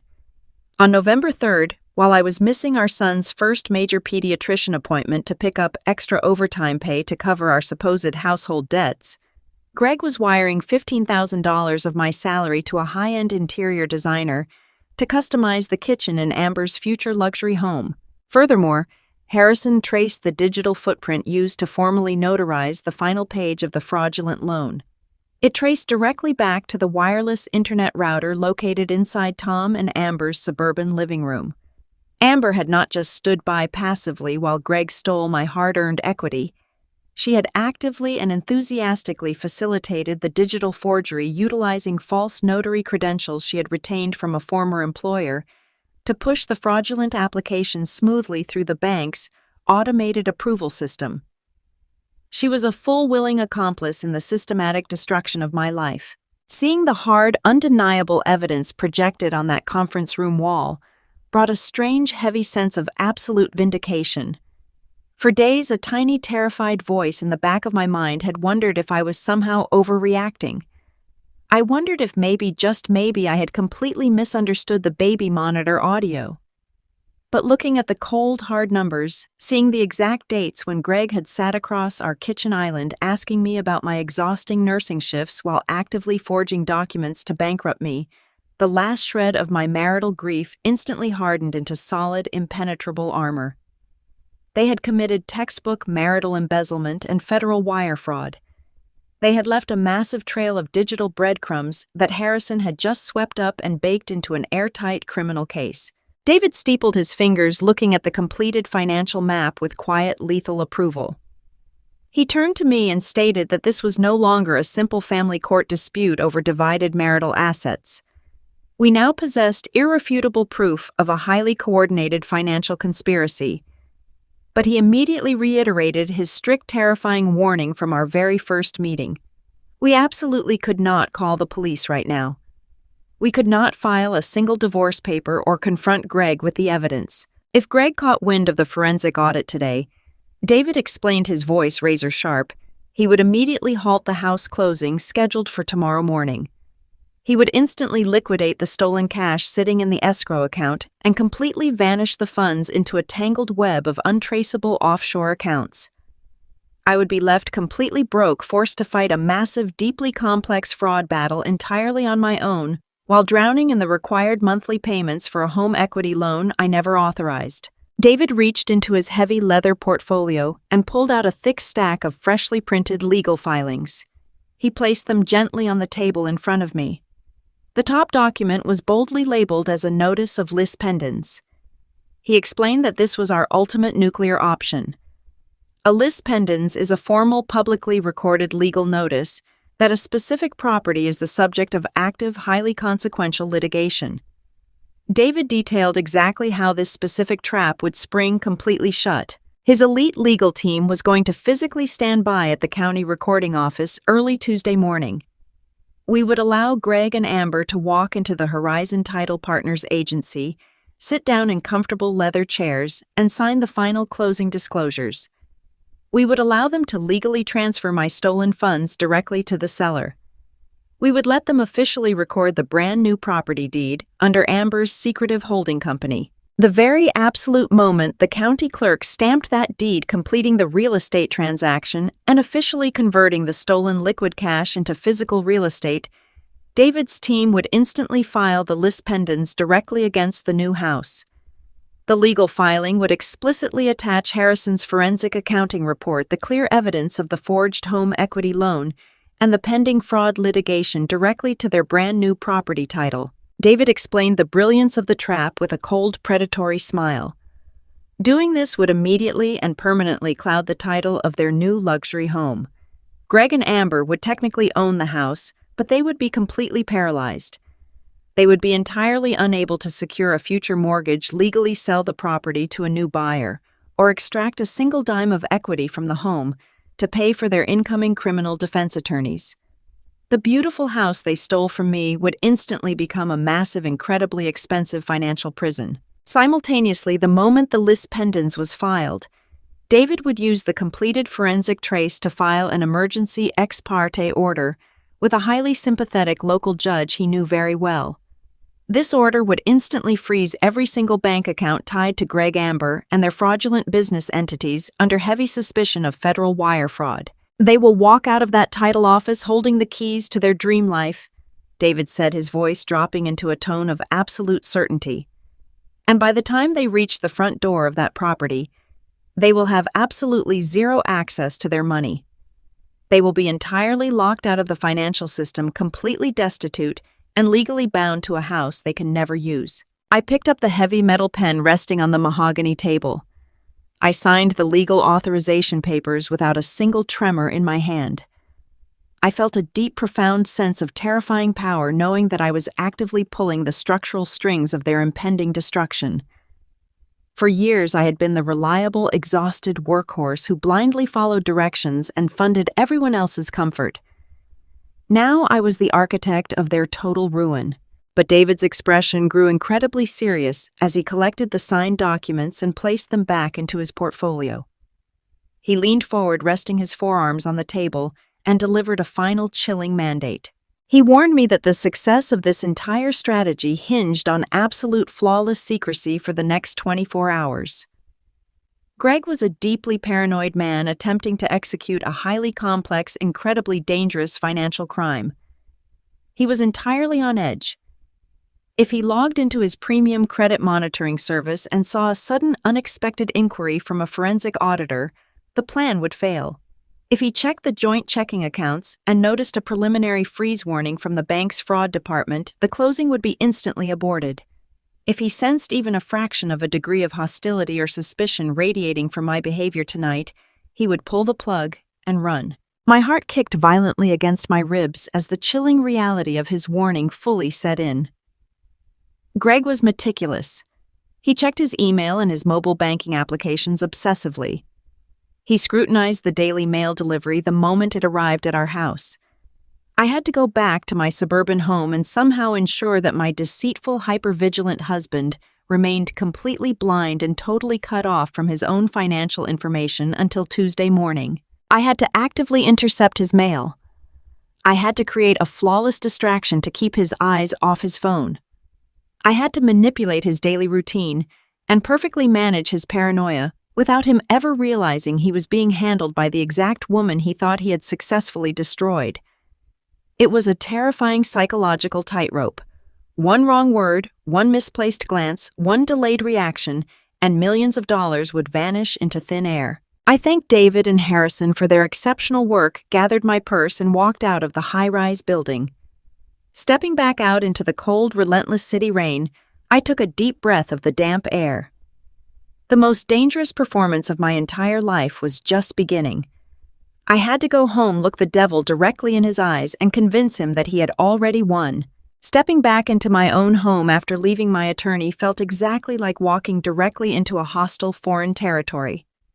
The familiar suburban house with its pale yellow siding and perfectly manicured front lawn had always been my absolute sanctuary. It was the place I returned to after exhausting, deeply emotional days, caring for very sick patients. Now every single room felt like an active crime scene. The air inside the hallway was thick and suffocating, buzzing with the toxic energy of a massive, unspoken lie. I carefully hung my keys on the brass hook by the front door, forcing my racing heart to slow down to a steady, rhythmic beat. I had to completely bury the fierce, determined woman who had just orchestrated a devastating legal trap. I had to instantly resurrect the exhausted, perfectly gullible wife that my husband expected to see. I heard a heavy scraping sound coming from the attached garage. I slipped off my shoes and walked softly through the kitchen, gently opening the interior garage door. The space was brilliantly illuminated by the harsh overhead fluorescent lights. Greg was standing in the center of the concrete floor, surrounded by a dozen heavy-duty cardboard moving boxes. He was meticulously wrapping his expensive collection of vintage vinyl records, his customized golf clubs, and several high-end watches in thick layers of protective bubble wrap. These were his most prized personal possessions, the luxury items he had purchased using the very funds he had quietly skimmed from my annual nursing bonuses over the past 5 years. He froze the absolute second the door creaked open, his broad shoulders tensing defensively before he quickly plastered on a casual, relaxed smile. "I am just getting a head start on organizing the old business archives," he said smoothly, tossing a roll of packing tape onto a nearby workbench. The contracting company has accumulated so much physical paperwork over the last few years. I figured I would pack it all up and rent a cheap commercial storage unit across town to free up some space in the house for Liam's new toys. The sheer breathtaking audacity of his lie was almost physically impressive.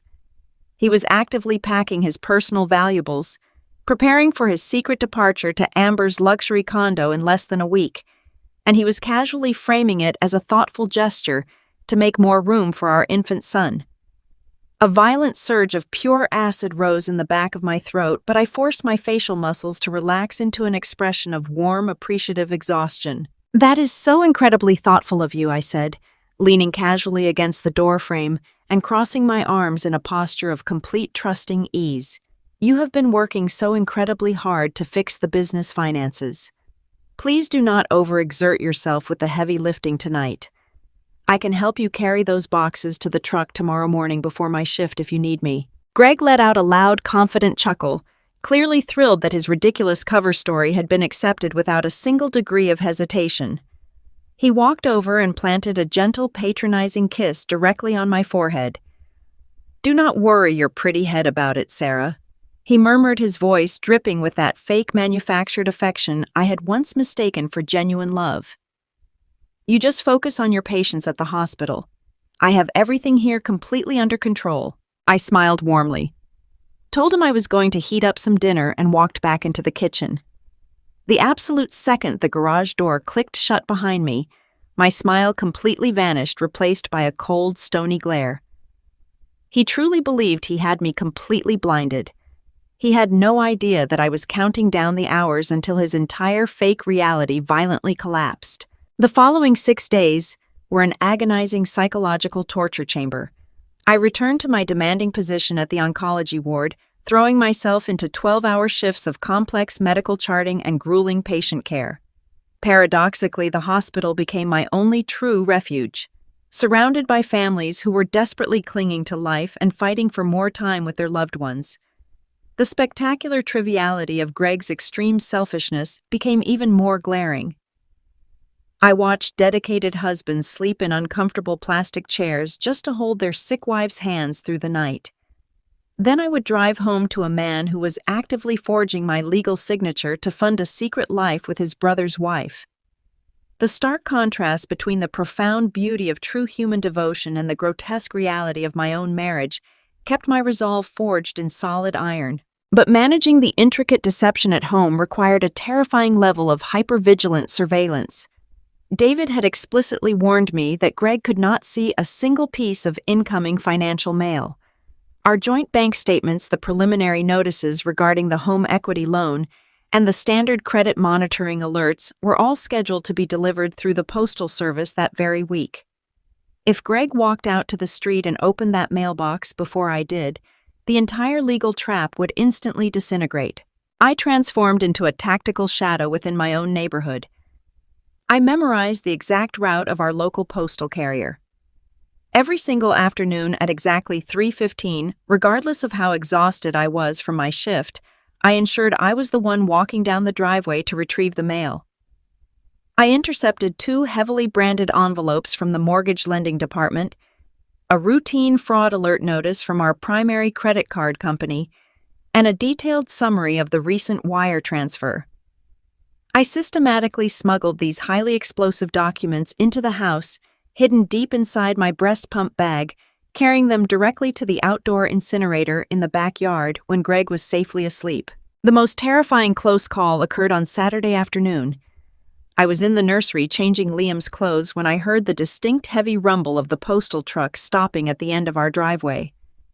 I quickly placed Liam securely in his crib and hurried toward the staircase, only to see Greg already walking down the hallway toward the front door. "I will grab the mail today," he called out casually over his shoulder, his hand reaching for the brass doorknob. A spike of pure ice shot straight through my heart. I knew for an absolute fact that the final verification letter for the forged home equity line of credit was scheduled for delivery that day. If he opened that metal box and saw the massive bank envelope addressed to both of us, he would instantly realize the financial institution was actively processing the paperwork. He would panic. I practically threw myself down the stairs, forcing a bright, breathless laugh to mask the sheer terror vibrating in my chest. "Wait!" I called out, reaching the bottom step just as he pulled the door open. I grabbed his arm, pouring every ounce of desperate affection I could muster into my eyes. "I ordered a special anniversary gift for your brother Tom and Amber. It is supposed to arrive in the mail today, and the packaging completely gives away the surprise. Please let me grab it.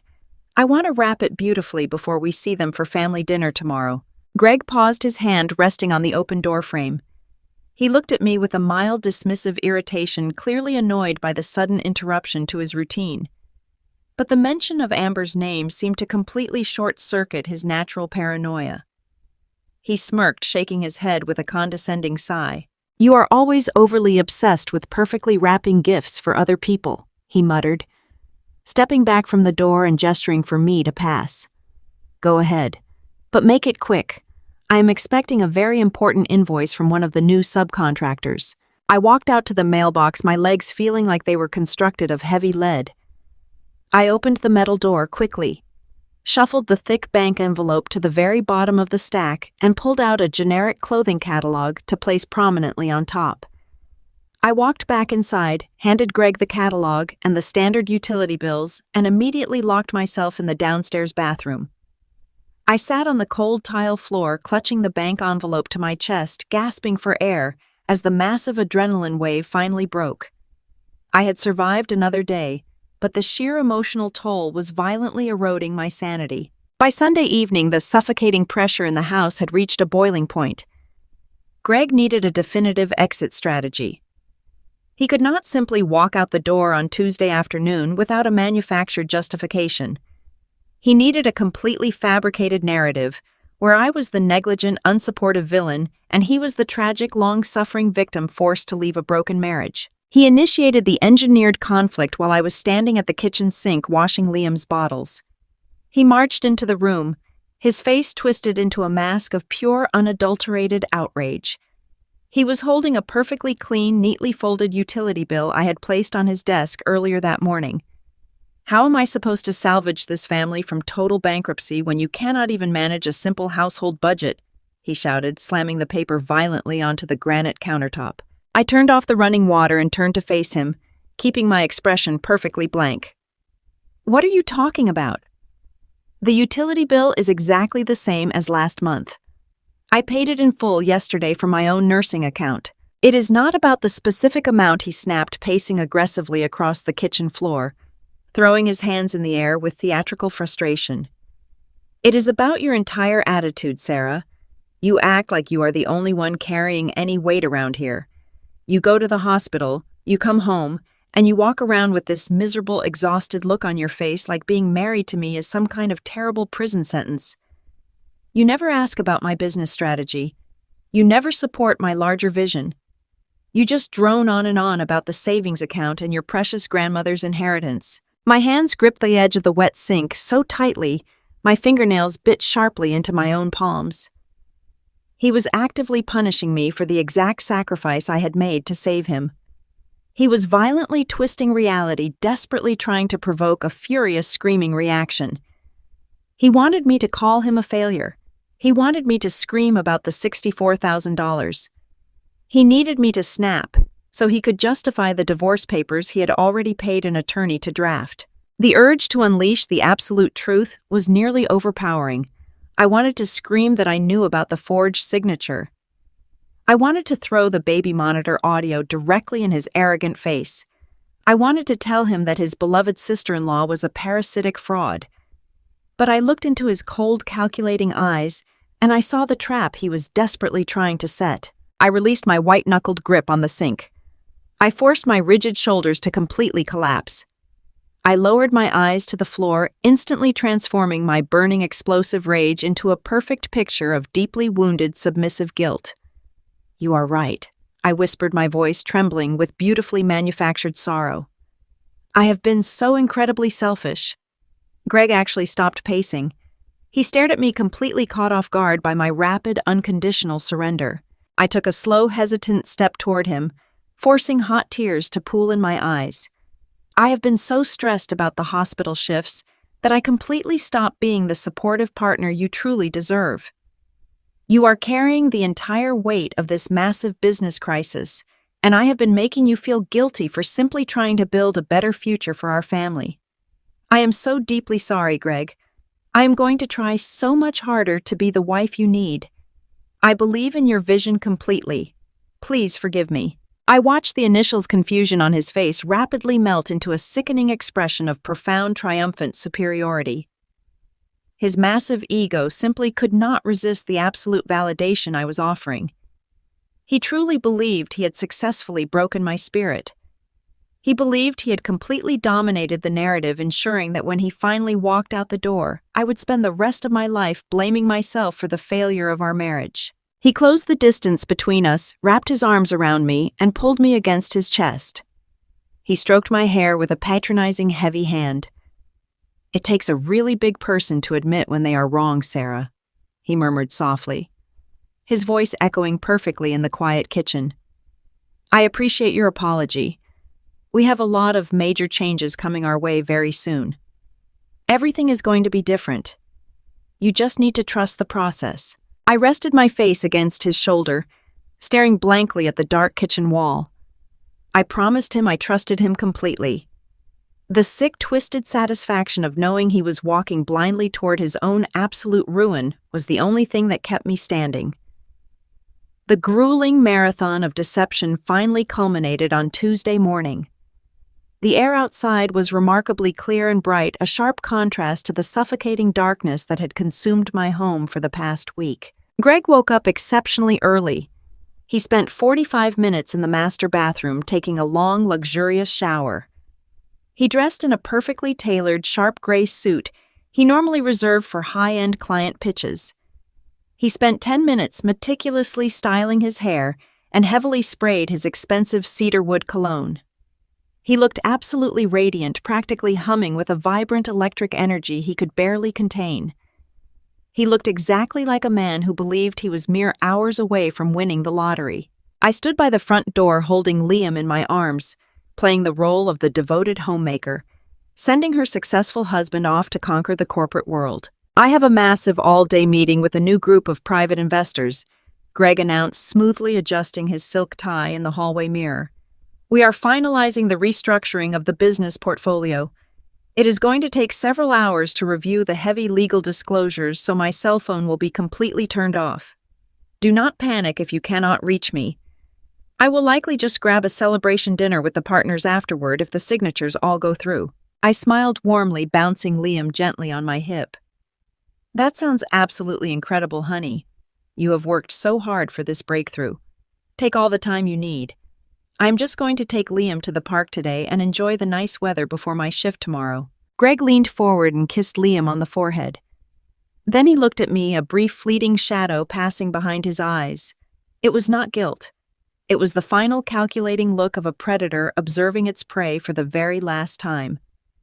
He gave my shoulder a gentle, patronizing squeeze. Good luck today, Sarah, he said quietly. I looked right back into his arrogant eyes, my smile never wavering for a single second. Good luck to you too, Greg.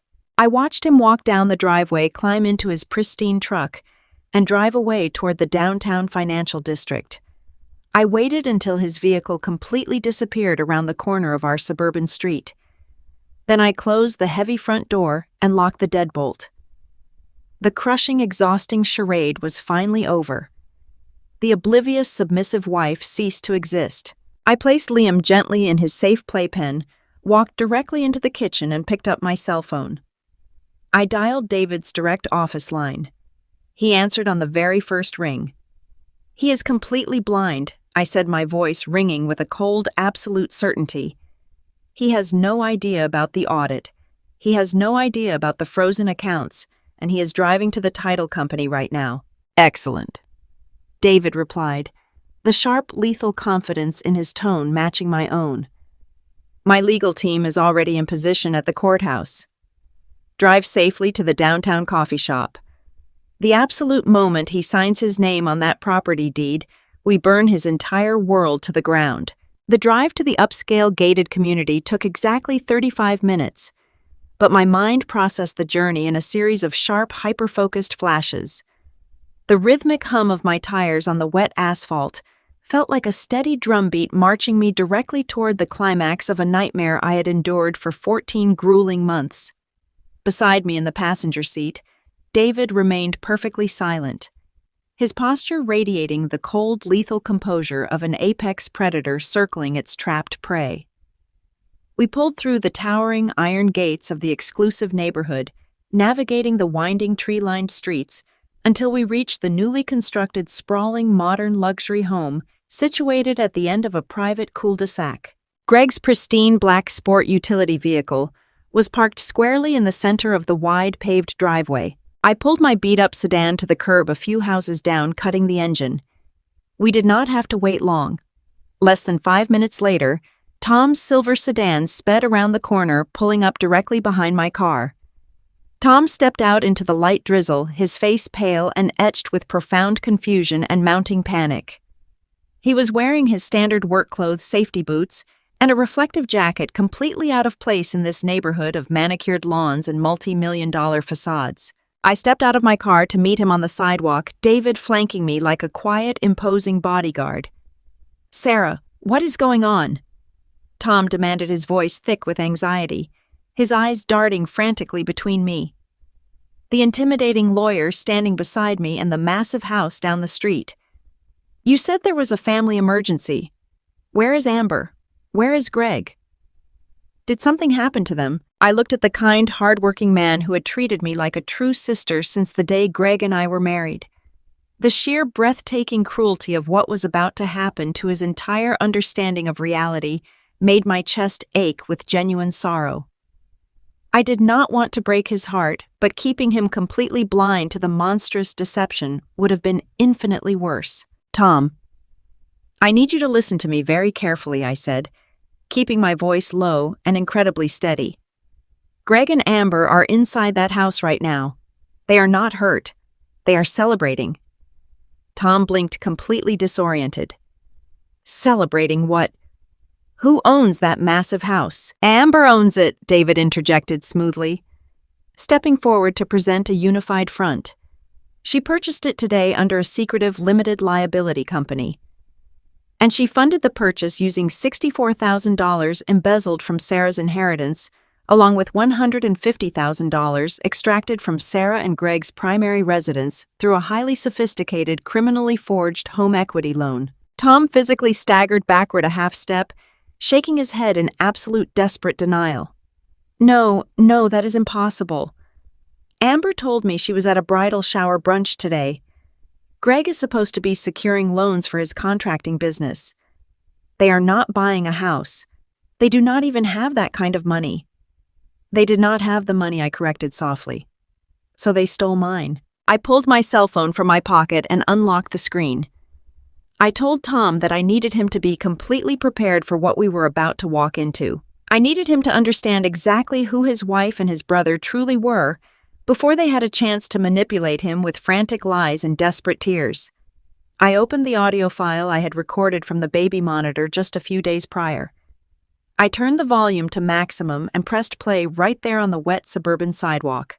Tom stood completely paralyzed as his wife's familiar, condescending voice filtered through the small digital speaker. He listened to Amber playfully boast about serving him divorce papers instead of a romantic vacation plane ticket. He listened to his own brother brutally mock my absolute devotion and explicitly detail their long-standing, deeply explicit affair. When the recording finally ended, the silence on the street was deafening. Tom did not yell. He did not cry. All the color drained from his face, leaving his expression perfectly rigid and utterly hollowed out. He stared at the massive luxury house at the end of the cul-de-sac, his fists clenched tightly at his sides. "They are in there right now." Tom asked, his voice completely devoid of its usual warmth, transformed into a terrifying hollow rasp. "Yes," I confirmed, tucking the phone safely back into my pocket. "They just signed the final closing documents an hour ago. They think they pulled off the perfect crime. They think they are millionaires starting a beautiful new life together." David adjusted his suit jacket and stepped forward. "We are going to walk through that front door right now. We are going to confront them with the irrefutable evidence of their marital and financial fraud, and we are going to inform them that their entire reality has been legally seized by the court." Tom gave a single sharp nod. "Let us go." We walked down the street together, our footsteps echoing softly on the wet pavement. We approached the grand double wooden doors of the luxury property. Greg had parked so carelessly that the front door was left slightly ajar, likely abandoned in their frantic, giddy rush to enter their new sanctuary. I pushed the heavy door open, stepping quietly into the massive, echoing foyer. The house smelled strongly of fresh paint, expensive hardwood, and completely unjustified victory. Voices drifted clearly from the sprawling, open-concept kitchen at the back of the house. We moved silently down the hallway, the three of us walking shoulder to shoulder like a heavily armed tactical unit. As we rounded the corner into the main living space, the scene before us was sickeningly cinematic. Amber was sitting on the edge of the pristine white marble kitchen island, her expensive designer dress contrasting sharply with the bare walls. She was holding a crystal flute of expensive champagne, laughing brightly. Greg was standing closely between her knees, his tailored suit jacket discarded casually over a nearby counter. He had one hand resting possessively on her waist, and the other holding his mobile phone. "I just pulled up her contact card," Greg was saying, a cruel, triumphant smirk plastered across his face. "I am going to call her right now. I am going to tell her the business completely collapsed, the hard money lenders seized everything, and I am leaving the state to avoid prosecution.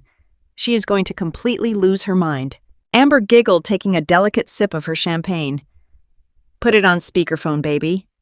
I want to hear the exact moment the stupid workhorse realizes she has absolutely nothing left." I did not wait for him to hit the dial button.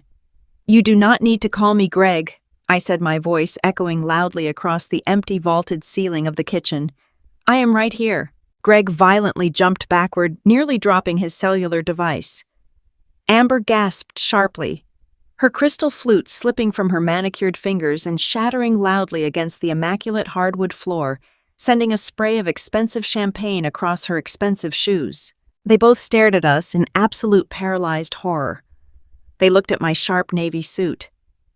They looked at the intimidating, lethal presence of David standing firmly beside me. And then their eyes slowly tracked to Tom, who was staring at them with a look of pure, unadulterated loathing. Sarah Gregg stammered, his confident smirk instantly dissolving into a mask of complete stuttering panic. "Tom, what are you guys doing here? How did you find this address?" I walked slowly into the center of the kitchen, feeling a massive, deeply satisfying wave of power surge through my entire body.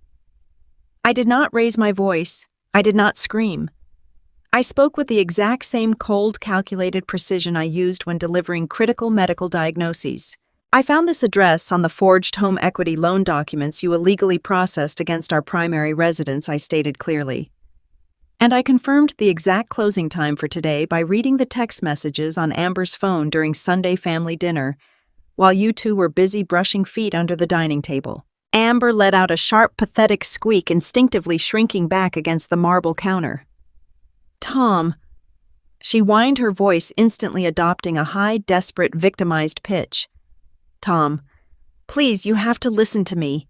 She is crazy. She is making this all up because Greg is leaving her." Tom did not blink. He did not step forward to comfort his wife. He simply looked at her like she was a grotesque insect he had just discovered crawling on his kitchen floor. "I heard the baby monitor recording Amber," Tom said, his voice dropping an octave, radiating a cold, devastating finality. "I heard you enthusiastically bragging about handing me divorce papers instead of a plane ticket. I heard everything. Do not ever speak to me again." Amber's mouth snapped shut.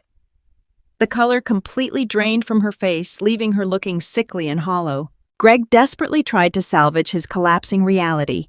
He puffed out his chest, attempting to project an aggressive, intimidating dominance. "You think you are so smart, Sarah," Greg sneered, pointing a trembling finger aggressively in my direction. "You think sneaking around and recording conversations actually changes anything. It changes absolutely nothing. I already have the $64,000. The wire cleared. The money is completely gone. And this house." He slapped his hand hard against the granite island. "This house is completely protected under a private LLC. My name is not on a single piece of the deed. You cannot touch this property in a divorce. You cannot touch me. You are going to be stuck paying off that massive equity loan by yourself for the rest of your miserable, pathetic life." I smiled. It was not a warm smile. It was the smile of a woman watching a man proudly lock himself inside a prison cell. David stepped forward seamlessly, taking control of the confrontation. He opened his heavy leather portfolio and pulled out a thick stack of formal legal documents, dropping them unceremoniously onto the marble island right next to Greg's hand. "You are entirely incorrect, Mr. Jenkins," David announced, his voice practically humming with professional satisfaction. "My name is David, and I am Sarah's legal counsel." You are not serving divorce papers today. You are being served with a massive multi-count civil fraud lawsuit." Greg stared at the documents, his aggressive posture beginning to visibly waver. "What is this?" he demanded, refusing to touch the papers. "This is the end of your game," David replied smoothly. "We did not stop your transaction today because we needed you to formally and legally bind yourselves to this specific physical asset. The moment the county clerk stamped your brand new property deed an hour ago, my legal team officially filed a lis pendens against this exact address." Amber let out a confused, terrified whimper. "What does that mean?" "What is a lis pendens?" "It means your perfect luxury house is completely trapped," I answered, relishing the utter devastation blooming across their faces. "The formal legal filing actively clouds your new title. It publicly attaches the undeniable forensic proof of the forged home equity loan directly to this property. You cannot legally sell this house. You cannot transfer the deed. You cannot extract a single dime of equity from it. The house you stole from me is officially locked down by the court system until the fraud litigation is completely resolved." Greg's face morphed from panic into pure, unadulterated terror. He frantically grabbed his mobile phone from the counter, his thumb aggressively stabbing at the screen as he desperately tried to open his mobile banking application. Furthermore, David continued twisting the legal knife deeply into their collective chest. "Because we provided the presiding judge with irrefutable forensic accounting evidence proving you committed federal wire fraud and massive identity theft, the court has officially granted our emergency ex parte injunction." Greg stared blindly at his phone screen. His hands began to shake violently. The phone slipped from his grasp, clattering loudly against the marble countertop. "Every single bank account associated with your personal name, your fraudulent contracting business, Amber's personal accounts, and this newly formed limited liability company has been completely entirely frozen," David concluded, snapping his portfolio shut with a sharp, echoing crack. "You have absolutely zero access to liquid capital. Your credit cards are dead. Your debit cards will aggressively decline. You cannot hire a criminal defense attorney, and you cannot flee the jurisdiction. You are completely destitute." The silence in the grand echoing kitchen was absolutely absolute. The sheer crushing magnitude of their total failure had finally completely arrived. "You cannot do this to us," Amber whispered, sliding off the counter, her knees physically giving out. She collapsed onto the hardwood floor, sobbing hysterically, burying her face in her hands. "We will be homeless. We will go to prison." "You built the prison yourselves," I said, looking down at the woman who had laughed about my destruction just a few days prior. I just firmly locked the door from the outside. I turned my back on them. I did not need to scream or curse or demand frantic apologies. I had systematically dismantled their entire existence with cold, irrefutable precision. I walked out of the echoing luxury house, stepping back into the cleansing city rain, leaving Greg and Amber entirely alone to face the catastrophic, inescapable ruins of the life they had so violently tried to steal. An hour before the final curtain was scheduled to fall on my husband's elaborate performance, I sat in a quiet, dimly lit diner on the edge of the city. The rain from the morning had finally stopped, leaving the streets slick and gray. David sat in the vinyl booth beside me, his heavy leather briefcase resting on the table like a loaded weapon. Across from us sat Tom, Greg's older brother and Amber's devoted husband. Calling Tom away from his busy logistics office under the guise of an urgent family crisis had been agonizing, but keeping him entirely blind to the monstrous deception taking place behind his back would have been an unforgivable cruelty. Tom was a genuinely good man. He had always treated me like a true sister. He worked grueling 60-hour weeks to provide Amber with a beautiful, comfortable life, completely unaware that his wife was secretly plotting to build a luxury empire with his own brother. When Tom first slid into the diner booth, his face was etched with deep concern for my well-being. He asked if Greg was in some kind of physical danger. He asked if the contracting business had finally dragged us into total bankruptcy. I did not offer him gentle, softening words. I simply opened my laptop and played the audio recording I had extracted from the nursery baby monitor. I sat in absolute silence and watched the devastating reality shatter a good man's heart. Tom listened to his wife explicitly detail her long-standing, deeply intimate affair with his brother. He listened to her mock his hard-working nature and gleefully anticipate handing him divorce papers. David then pulled out the forensic financial traces showing Tom exactly how Greg had drained my grandmother's $64,000 inheritance and fraudulently extracted $150,000 from my primary residence to fund Amber's secret property purchase. The color completely drained from Tom's face. The stages of grief flashed across his features in rapid succession, moving from shock to denial, and finally settling into a cold, terrifying anger. He did not yell or throw things. He simply looked at me, his eyes hollowed out by the profound betrayal, and asked me where they were right now. I told him they were currently at a downtown title agency finalizing the theft, and that they would be heading to their new luxury mansion immediately afterward to celebrate their flawless victory. Tom stood up from the diner booth, his jaw clenched so tightly the muscles fluttered under his skin. He told us he was coming with us. The drive to the exclusive gated community took 30 agonizing minutes. We navigated through winding private roads lined with massive ancient oak trees and sprawling multi-million-dollar estates. This was a neighborhood designed entirely for the elite, a place where people like me, an exhausted oncology nurse working endless double shifts, were only meant to exist as hired help. We finally reached the end of a quiet cul-de-sac. There, sitting at the top of a wide, pristine driveway, was a massive modern architectural marvel of glass and white brick. Greg's black sport utility vehicle was parked squarely in the center of the driveway, completely confirming their arrival. We parked our cars a safe distance down the street and approached the property on foot. My heart was hammering a frantic, violent rhythm against my ribs, but my mind was remarkably clear. David walked confidently on my left, carrying the formal legal documents that would officially end their reign of terror. Tom walked on my right, his posture rigid and heavy with the weight of a dead marriage. We walked up the manicured stone pathway to the grand, double front doors. In their absolute arrogance and eager excitement to claim their stolen kingdom, Greg and Amber had not even bothered to lock the heavy brass door handle. It yielded instantly under my touch, swinging inward with a smooth, silent glide. We stepped into the cavernous two-story foyer.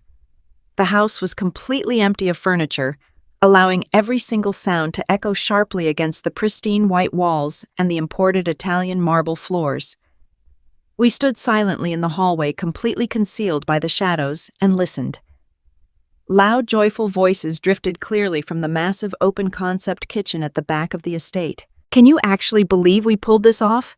Amber's voice echoed brightly, dripping with a sickening level of smug satisfaction. "I just cannot get over this kitchen island. Look at this marble, Greg. It is absolutely flawless.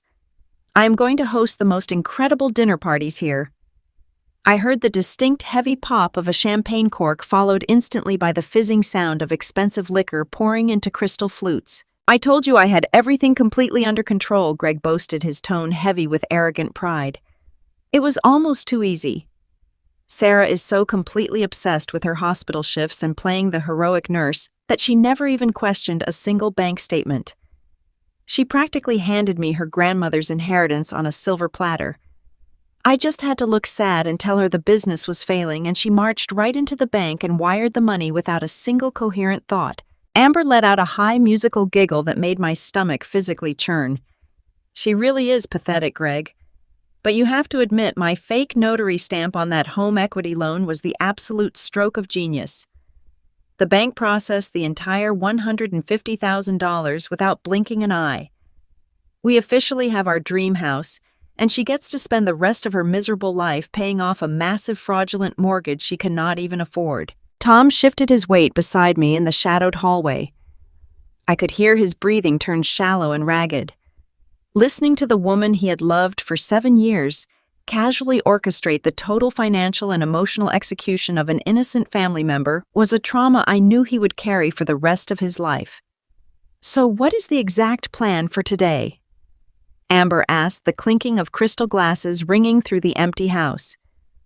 "When do you drop the final hammer on the devoted little wife?" Right now, Greg stated, his voice taking on a cold, calculated edge that sent a shiver straight down my spine. I am going to call her right now while she is sitting at the hospital. I have been rehearsing this speech all morning. I am going to tell her that my investors completely pulled out, the hard money lenders are seizing the suburban house, and the entire business is permanently bankrupt. I pictured him standing in that beautiful stolen kitchen, casually sipping champagne, while plotting to rip my infant son's security into shreds. I am going to tell her that I cannot handle the financial pressure anymore. Greg continued, his voice echoing with cruel delight. I am going to say, I am leaving the state to avoid prosecution, and I am taking Liam with me because she works too many hours to be a fit mother. She is going to completely lose her mind. She will be begging and crying on the phone, absolutely terrified. It will be the perfect distraction. By the time she realizes the home equity loan is missing from the house, I will have already filed the divorce papers, and this property will be completely protected under your maiden name. Let us put her on speakerphone, Amber demanded eagerly, her voice practically vibrating with malicious excitement. I want to hear the exact moment her pathetic little world completely shatters. I want to hear her cry before I have to go home tonight and pretend to be sad while I serve Tom his divorce papers. The utter depravity of their conversation hung heavily in the air. They were not just stealing money. They were actively reveling in the emotional torture they were inflicting upon the people who had loved them the most. They viewed our pain as a source of immense entertainment. I looked at David. He gave me a single slow nod. The trap was perfectly set. It was time to close the jaws. I stepped out of the shadows of the hallway and walked directly into the blinding natural light of the massive kitchen. You do not need to put me on speakerphone, Greg, I said, my voice cutting through the empty space like a physical blade. You can deliver your little speech right to my face. The reaction was instantaneous and violently cinematic. Greg violently recoiled, stumbling backward against the pristine white cabinetry, as if he had just been physically struck by lightning. The mobile phone he had just pulled from his tailored suit pocket slipped from his suddenly numb fingers, clattering loudly against the marble island before sliding off the edge and smashing onto the hardwood floor. Amber let out a sharp, breathless shriek. Her entire body jerked in pure panic. The crystal champagne flute slipped from her manicured hand, hitting the floor with a sharp, explosive crash. Shards of expensive glass and bubbling golden liquid exploded across the brand-new floorboards, staining the bottom of her pristine white designer dress. They stood absolutely paralyzed, their eyes wide with unadulterated terror, as they stared at me standing in their kitchen. But the true shockwave hit them a fraction of a second later when they realized I was not standing there alone. David stepped into the light on my left, his dark suit and heavy leather briefcase projecting an aura of inescapable legal authority. And then Tom stepped into the light on my right. The color completely vanished from Amber's face. Her jaw fell open, her eyes darting frantically between me and her husband. She looked like all the oxygen had been violently sucked out of her lungs. Greg stood frozen, his mouth opening and closing without producing a single sound, his arrogant posture completely crumbling under the weight of our collective stare. Greg finally stammered, his voice a pathetic, high-pitched squeak that barely resembled his normal confident tone. Tom, what are you doing here? How did you find this address? I did not yell. I did not cry. I stood perfectly tall, anchoring my feet to the floor, and looked at the man I had once sworn to love for the rest of my life. I found this address on the forged home equity loan documents you illegally processed against our primary residence. I stated my words ringing with absolute devastating clarity. And I confirmed the exact time of your closing appointment today by photographing the text messages on Amber's cell phone while you two were busy playing foot games under the dining table during Sunday dinner. Amber let out a low, whimpering sob. She instinctively backed away from the kitchen island, wrapping her arms tightly around her stomach. Tom, she cried out, her voice instantly dropping into a desperate, pleading pitch designed to manipulate him. Tom, please listen to me. This is a massive misunderstanding. She is crazy. She is trying to ruin us because Greg wants a divorce. Tom did not move to comfort her. He did not show a single ounce of hesitation. He looked at the woman he had intended to spend his life with, his face a mask of absolute unforgiving stone. "I heard the baby monitor recording," Amber Tom said, his voice deadly quiet and completely devoid of emotion. "I heard every single word. I heard you laugh about destroying Sarah. I heard you brag about serving me divorce papers. You are nothing but a parasite. Do not ever speak my name again." Amber covered her mouth with both hands, her eyes flooding with panicked tears as the inescapable reality of her situation finally breached her arrogant delusions. Greg desperately tried to salvage his collapsing foundation. He pushed himself off the cabinetry, attempting to puff out his chest and project dominance. He pointed a shaking finger aggressively in my direction. "You think you are so incredibly clever, Sarah." Greg sneered, though the tremor in his voice completely betrayed his terror. "You think sneaking around and recording private conversations actually changes the outcome today? It changes absolutely nothing. The $64,000 is already gone. The wire cleared the title agency an hour ago. And this house is perfectly shielded under Amber's private holding company. My name is nowhere on the deed. You cannot touch this property, and you cannot touch me. You are still going to spend the rest of your miserable life working double shifts to pay off that equity loan all by yourself." I did not react to his cruelty. I simply stepped aside, allowing David to take the center stage. My lawyer walked forward, moving with the smooth, calculated grace of a seasoned executioner. He placed his heavy leather briefcase directly onto the marble island, snapping the locks open with a sharp, echoing sound. He pulled out a thick, heavily stamped stack of formal court documents and laid them precisely over the spilled champagne. "You are operating under a catastrophic miscalculation of your own intelligence, Mr. Jenkins," David announced, his voice carrying the full, terrifying weight of the legal system. "I am Sarah's legal counsel, and we did not stop you from signing those closing documents this morning because we desperately needed you to legally bind yourselves to this physical asset." Greg's fake bravado instantly evaporated. He stared at the heavily stamped documents on the counter, his eyes wide with rising panic. "What does that mean? What are those papers?" "The absolute second the county clerk recorded your fraudulent deed an hour ago, my legal team officially filed a formal notice of lis pendens against this exact address," David explained, pointing a firm finger at the documents.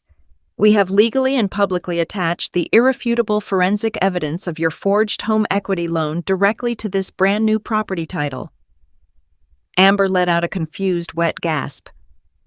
"What is a lis pendens? What did you do to my house?" "It means your perfect luxury mansion is now a financial prison," I answered, relishing the utter destruction blooming across their faces.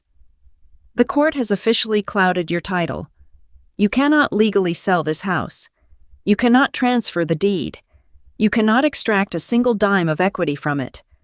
This property is completely locked down by the federal court system until the massive fraud litigation against you is completely resolved." Greg's face twisted in absolute horror. He frantically scrambled to pick up his shattered mobile phone from the floor, his thumb swiping desperately at the cracked screen as he tried to open his mobile banking application. "You will not find any comfort on that device," David continued, twisting the legal blade even deeper. "Because we provided a federal judge with a complete, undeniable forensic accounting trace proving extensive marital embezzlement and wire fraud, the court has granted our emergency ex parte injunction." Greg stared blindly at his broken phone screen. His hands began to shake so violently he nearly dropped the device a second time. "Every single bank account associated with your personal name, your fake contracting business, Amber's personal accounts, and this newly formed limited liability company has been completely and entirely frozen as of 10 minutes ago," David concluded smoothly. "Your credit cards are dead. Your debit cards will aggressively decline. You have absolutely zero access to liquid capital. You cannot hire a criminal defense attorney, and you cannot flee the state. You are completely, utterly destitute." The silence that followed was absolute. The grand, echoing luxury house suddenly felt like a tomb. They had walked through the front doors believing they were untouchable millionaires who had pulled off the perfect, flawless crime. Now they were standing in a puddle of spilled champagne, staring directly at the complete and total annihilation of their entire existence. I looked at my husband one last time, watching him slowly suffocate under the weight of his own monstrous arrogance. I did not need to scream or cry. I had delivered absolute justice. I turned my back on them both and walked out the front door, stepping back into the cool, damp air, finally free to begin my new life. The moment my shoes crossed the threshold of the grand kitchen, the atmosphere inside that sprawling luxury house violently fractured. Just seconds prior, the air had been thick with the sound of their arrogant laughter and the clinking of expensive crystal. Now the silence was so sudden and absolute that it felt like the oxygen had been completely sucked out of the room. Greg was standing by the massive marble island, leaning in close to the woman who was supposed to be his sister-in-law. He had a perfectly tailored suit on, and his face held a confident, victorious smirk. He thought he was untouchable. He thought he had successfully ruined my life and secured his own private paradise.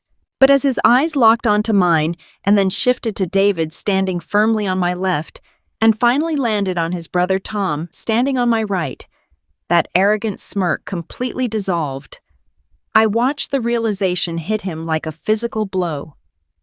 The color drained entirely from his face, leaving his skin a sickly ashen gray. Beside him, Amber froze. Her manicured fingers went limp.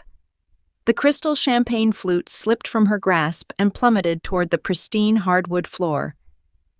The sharp, explosive crash of shattering glass echoed through the empty house, sending a spray of expensive, sparkling wine across her designer shoes. She did not even flinch. She just stared at us, her mouth hanging slightly open in pure, unadulterated terror. For 14 agonizing months, I had played the role of the exhausted, compliant, perfectly gullible wife. I had worked grueling double shifts at the hospital. I had drained my beloved grandmother's inheritance to save a contracting business I thought was failing. I had swallowed my own exhaustion to support a man who only saw me as an endless financial resource. Right now, Greg expected me to scream. He expected me to cry and beg for an explanation. He wanted me to act like the hysterical, broken woman he had planned to leave behind. I did none of those things. I did not raise my voice. I did not shed a single tear. I felt an incredible icy calm settle deeply into my bones. I slowly looked around the spectacular room they had purchased with my stolen future. The soaring vaulted ceilings, the custom cabinetry, the massive windows flooding the space with natural light. It was a beautiful home built entirely on a foundation of malicious fraud. My eyes caught sight of the sleek, modern smart home command panel mounted perfectly on the pristine drywall. Amber had clearly spared no expense outfitting the property with top-tier technology. Without uttering a single word to my husband, I reached into my pocket and pulled out my cell phone. I tapped the screen and opened my settings menu. The house had an integrated surround sound system, and the digital connection was wide open. I selected the property audio network and waited for the quiet chime that confirmed my phone was paired to the built-in speakers overhead. Greg finally found his voice, though it emerged as a pathetic, strained croak. He demanded to know what I was doing. He took a hesitant step forward, telling me I was trespassing and ordering me to put my phone away. I ignored his frantic demands completely. I opened my audio files, selected the exact recording I had saved from my infant son's nursery baby monitor, and pressed play. Suddenly, Greg's own voice boomed through the empty, echoing halls of the luxury estate. It was incredibly loud and perfectly clear, dropping from the ceiling speakers like a heavy judgment. We all stood frozen in place and listened to Greg laughing. We listened to him brag to Amber about manipulating me, about forging my signature on the home equity line of credit, and about funneling my money into her fake corporate account. And then came the exact sentence that had fueled my survival for the past week. The idiot actually did it. She will never know. The recording continued, broadcasting Amber's cruel, high-pitched giggles. It played her explicit remarks about handing Tom divorce papers and her gleeful anticipation of my complete financial ruin. Every dirty, toxic secret they had whispered in the shadows of my home was now amplified for everyone to hear in the broad daylight of their new sanctuary. I pressed pause. The sudden silence that crashed back into the room was heavy, suffocating, and absolute. I turned my gaze toward Tom. Greg's older brother had always been a man of quiet dignity and deep loyalty. He worked tireless 60-hour weeks to provide a beautiful life for the woman he loved. Watching his heart break in real time was a tragedy I will never forget, but it was a necessary pain to save him from a lifetime of manipulation. Tom did not scream at his wife. He did not lunge across the marble island at his brother. He simply stood there, his hands shoved deep into his pockets, staring at Amber with a look of such profound, fundamental disgust that it made her physically recoil. Amber let out a desperate, pathetic sob. She reached her hands out toward her husband, stepping carefully over the shattered glass. She begged him to listen to her crying, that it was not what it sounded like, claiming that the recording was somehow altered or completely taken out of context. Her voice pitched into a high, frantic whine. Tom did not even blink. He looked at her as if she were a total stranger, something vile he had just discovered rotting on his kitchen floor. He told her not to come near him. He told her not to speak his name ever again. With a devastating, slow finality, Tom turned his back on the woman he had loved for 7 years and walked out of the kitchen. His heavy boots echoed on the floorboards as he headed straight for the front door, leaving her behind forever. Amber wailed a shrill sound of genuine panic, realizing her comfortable safety net had just completely evaporated. Greg watched his brother leave, his eyes wide with rising terror. He turned his attention back to me, his face twisting into a desperate mixture of fear and pure venom. He took a deep breath, trying to summon the last remaining shreds of his arrogant authority. He pointed a shaking finger at my chest and declared that a recording meant absolutely nothing. He said I was just a bitter, jealous woman. He told me he was standing in a house that belonged strictly to Amber's private company. He bragged that his name was nowhere on the deed, that I could never touch this asset in family court, and that my money was already completely gone. He reached into his suit jacket, pulling out his cell phone, declaring that he was calling his lawyer to have me thrown out and formally served with divorce papers right this minute. That was when David stepped out of the shadows and fully entered the light. My attorney moved with the fluid, calculated grace of a predator that had finally cornered its prey. He walked directly up to the kitchen island, placing his heavy leather briefcase down on the marble surface right next to the puddle of spilled champagne. He did not smile. He did not raise his voice. He radiated the kind of quiet, absolute power that makes arrogant men crumble. David reached inside his jacket and produced a thick, heavy manila envelope. He held it out, extending his arm until the envelope was mere inches from Greg's chest.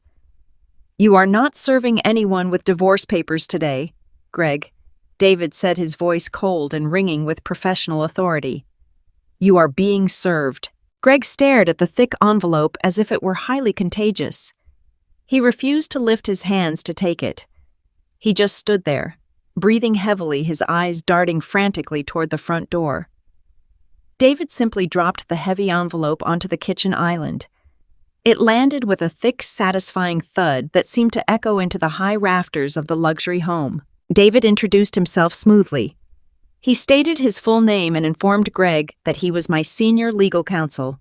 He explained that the envelope contained a massive multi-count civil fraud lawsuit, along with the preliminary paperwork for a federal criminal investigation regarding major wire fraud and identity theft. Greg swallowed hard, his Adam's apple bobbing nervously in his throat.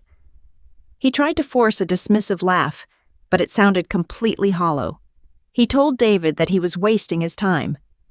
He repeated his tired, desperate mantra, claiming the money was gone, the house was shielded, and the limited liability company protected them both from any marital claims whatsoever. I stepped forward, standing shoulder to shoulder with my attorney.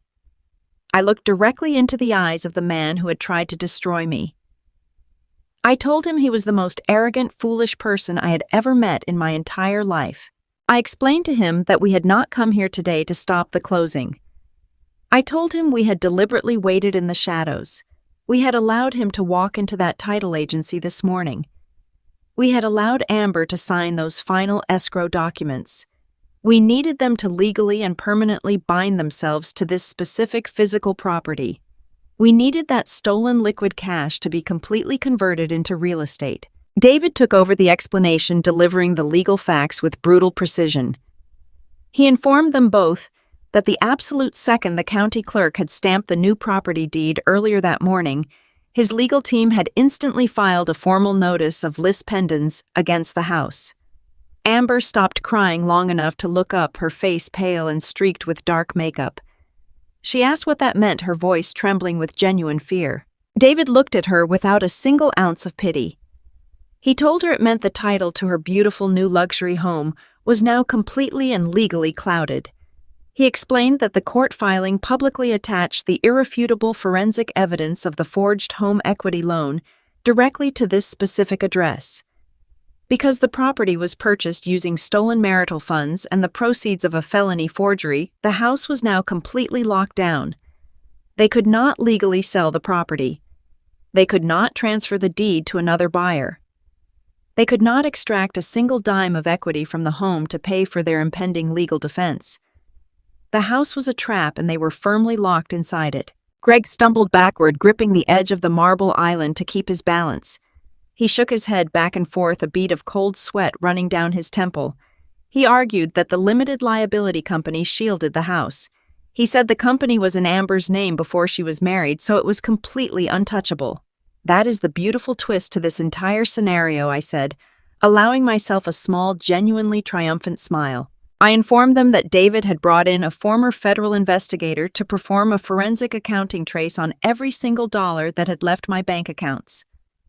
We had the exact paper trail proving that Greg had funneled my grandmother's $64,000 plus the $150,000 from the fraudulent loan directly into Amber's shell company. We had the digital footprint of Amber using fake notary credentials from her living room router to authorize the forged signature. Because we possessed undeniable proof that the limited liability company was funded exclusively by criminal embezzlement, David explained, his voice echoing loudly in the quiet room. A judge signed an emergency ex parte order early this morning. The court has officially seized control of the limited liability company. Amber is no longer the managing director of the company that owns this house. Amber let out a sharp, terrified gasp, clapping her hands over her mouth. The court has appointed Sarah as the primary trustee of the holding company, David concluded, delivering the final devastating blow. The house does not belong to you, Amber. It does not belong to you, Greg. It is legally held in a trust controlled entirely by my client to repay the massive debt you fraudulently forced upon her. You do not own a luxury mansion. You are simply trespassing on Sarah's property. Greg's face contorted in a mask of absolute horror. He frantically grabbed his cell phone from the counter, his fingers slipping and sliding across the screen as he desperately tried to open his mobile banking application. He needed to see his money. He needed to know he still had an escape route. I would not bother checking your balances, I told him softly, watching the panic completely consume him. David nodded in agreement. He informed Greg that as part of the emergency injunction regarding the federal wire fraud, the judge had ordered a comprehensive freeze on every single financial asset tied to their names. Greg's personal checking accounts were frozen. The fake contracting business accounts were frozen. Amber's savings accounts were frozen. Their credit cards were dead. Their debit cards would immediately decline. They had absolutely zero access to liquid capital. They were completely and utterly bankrupt. The silence that fell over the massive kitchen was heavier than lead. It was the crushing weight of total, inescapable ruin. They had walked through the front doors of this house just an hour ago, believing they were brilliant masterminds who had pulled off the crime of the century. They thought they had secured a beautiful, wealthy future built on my destruction. Now they were standing in a puddle of cheap champagne, looking at the absolute devastation of their entire lives. The first morning after I walked out of that sprawling luxury mansion, I woke up in my own bed and experienced something I had not felt in over a decade. I felt absolute undisturbed and beautiful silence. For 14 agonizing months, my home had been a theater of psychological warfare. Every room had been poisoned by anxiety, every conversation laced with hidden agendas, and every shared meal had been a performance designed to keep me completely blind to my own impending ruin. But on that crisp Wednesday morning, the air in my modest suburban house felt entirely different. It felt clean. The suffocating weight of my husband's deceit had been permanently lifted from my shoulders, replaced by the profound, soaring clarity of a woman who had just orchestrated the perfect execution of justice. The fallout from that afternoon in the marble kitchen was absolutely cataclysmic, a total and spectacular unraveling of the arrogant lives Greg and Amber had so desperately tried to build on my back. They had completely underestimated the sheer force of the legal and financial avalanche that David had triggered. Because the $64,000 had crossed state banking lines, and because the forged home equity line of credit involved a federally insured financial institution, this was no longer a simple, messy family court dispute over marital assets. It was a massive multi-count federal criminal investigation. Greg was immediately swallowed by the unforgiving machinery of the justice system. The arrogant man who had laughed about my exhausting nursing shifts on a baby monitor was suddenly stripped of every single resource he needed to defend himself. Because David had successfully secured the emergency injunction freezing all of their personal and business accounts.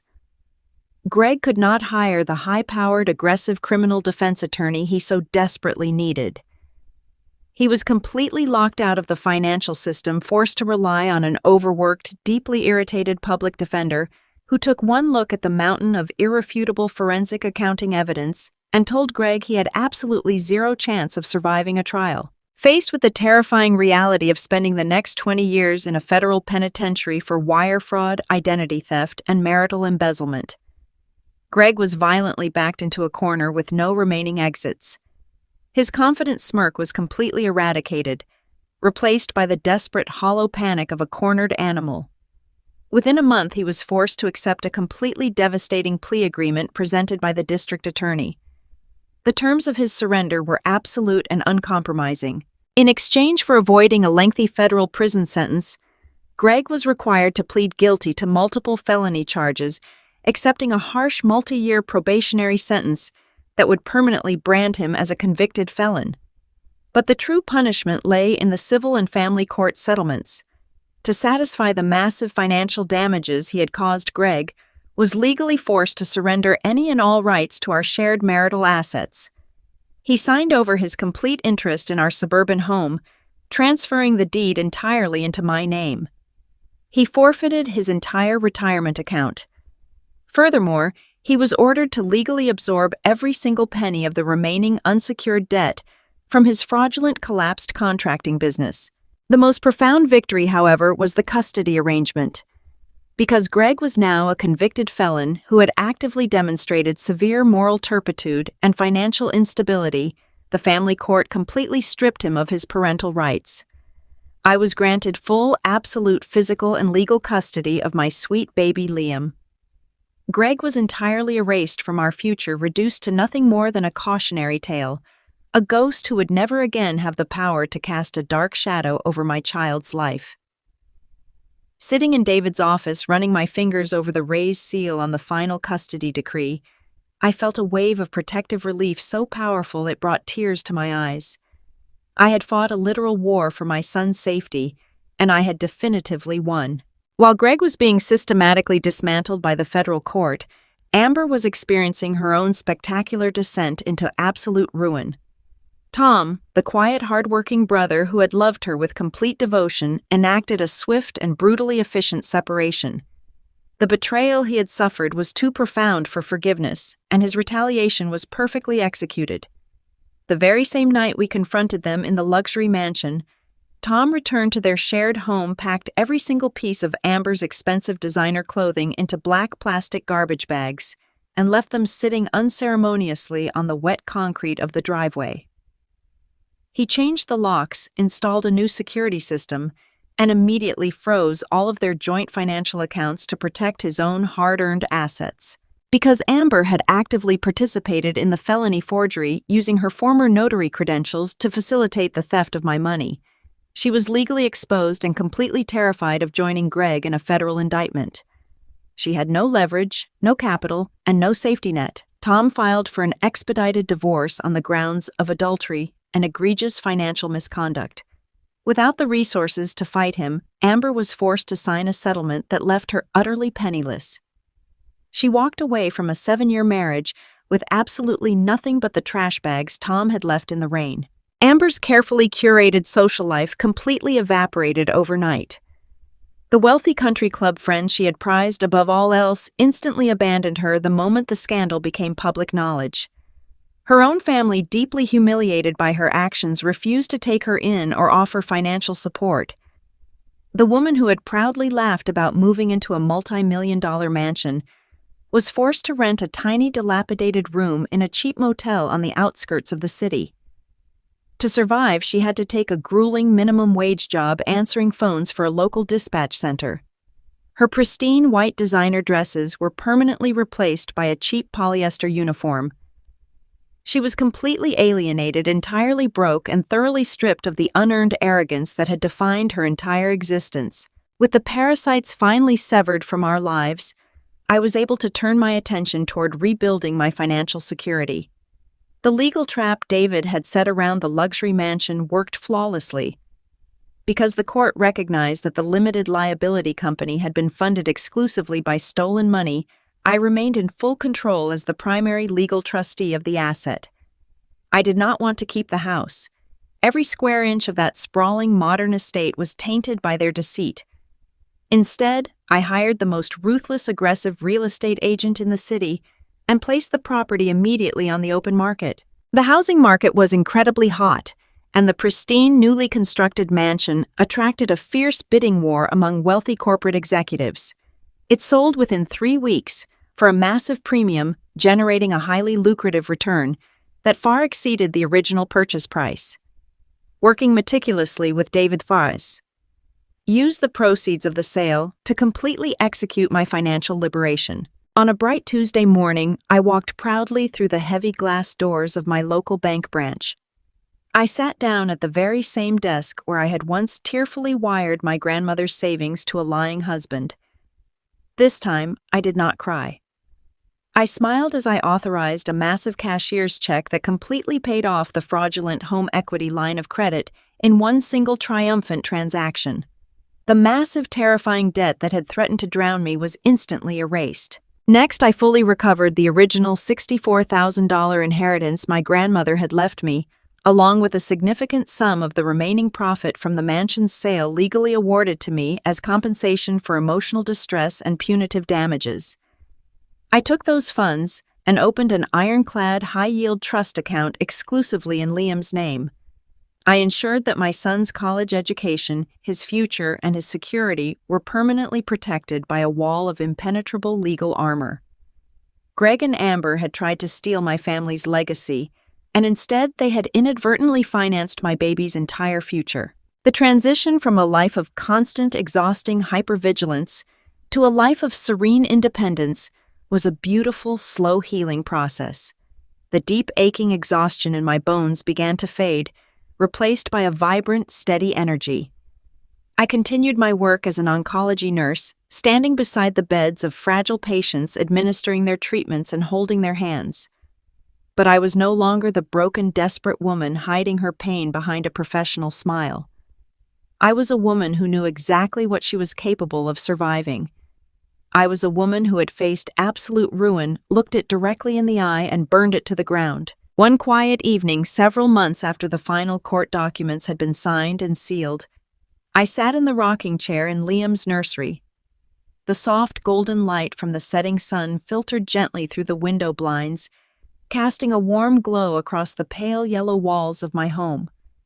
The house belonged entirely to me now. It was no longer a crime scene where dark secrets were whispered in the garage. It was a fortress of safety, love, and impenetrable peace. I watched my beautiful son sleeping soundly in his crib, his tiny chest rising and falling in a steady, comforting rhythm. He was thriving, growing stronger and happier every single day, completely oblivious to the massive storm that had almost washed his future away. He would never have to know the cruel, selfish man who had fathered him. He would only know a mother who loved him enough to fight the entire world to keep him safe. Sitting in the quiet tranquility of that room, I finally allowed myself to fully process the massive shifting journey of the past year. I thought about the woman I used to be, the naive, accommodating wife who believed that unquestioning loyalty was the highest form of love.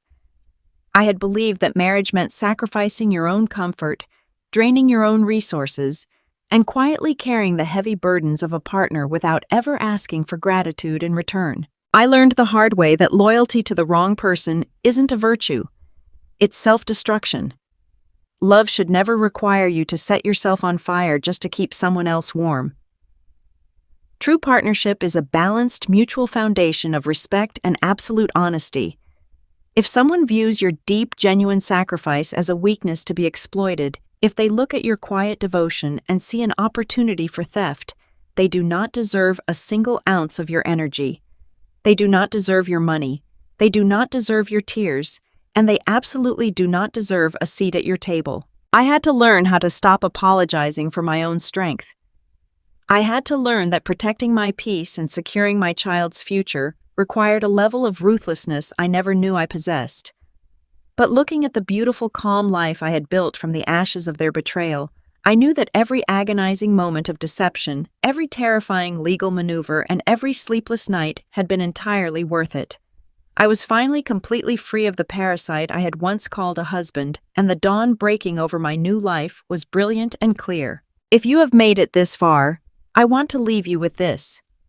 Setting boundaries is not betrayal. Choosing yourself is not a crime. You are entirely allowed to aggressively protect your life, your assets, and your emotional well-being from people who seek to drain you. If this story resonated with you, if you have ever had to summon the courage to walk away from a toxic deception and rebuild your life on your own terms, please hit that like button. Subscribe to the channel and let me know in the comments. Have you ever caught someone in a lie that completely changed the entire trajectory of your life? Drop the time and your location below. Until next time, remember your absolute worth, do not ever settle for less than you deserve, and take care of yourself.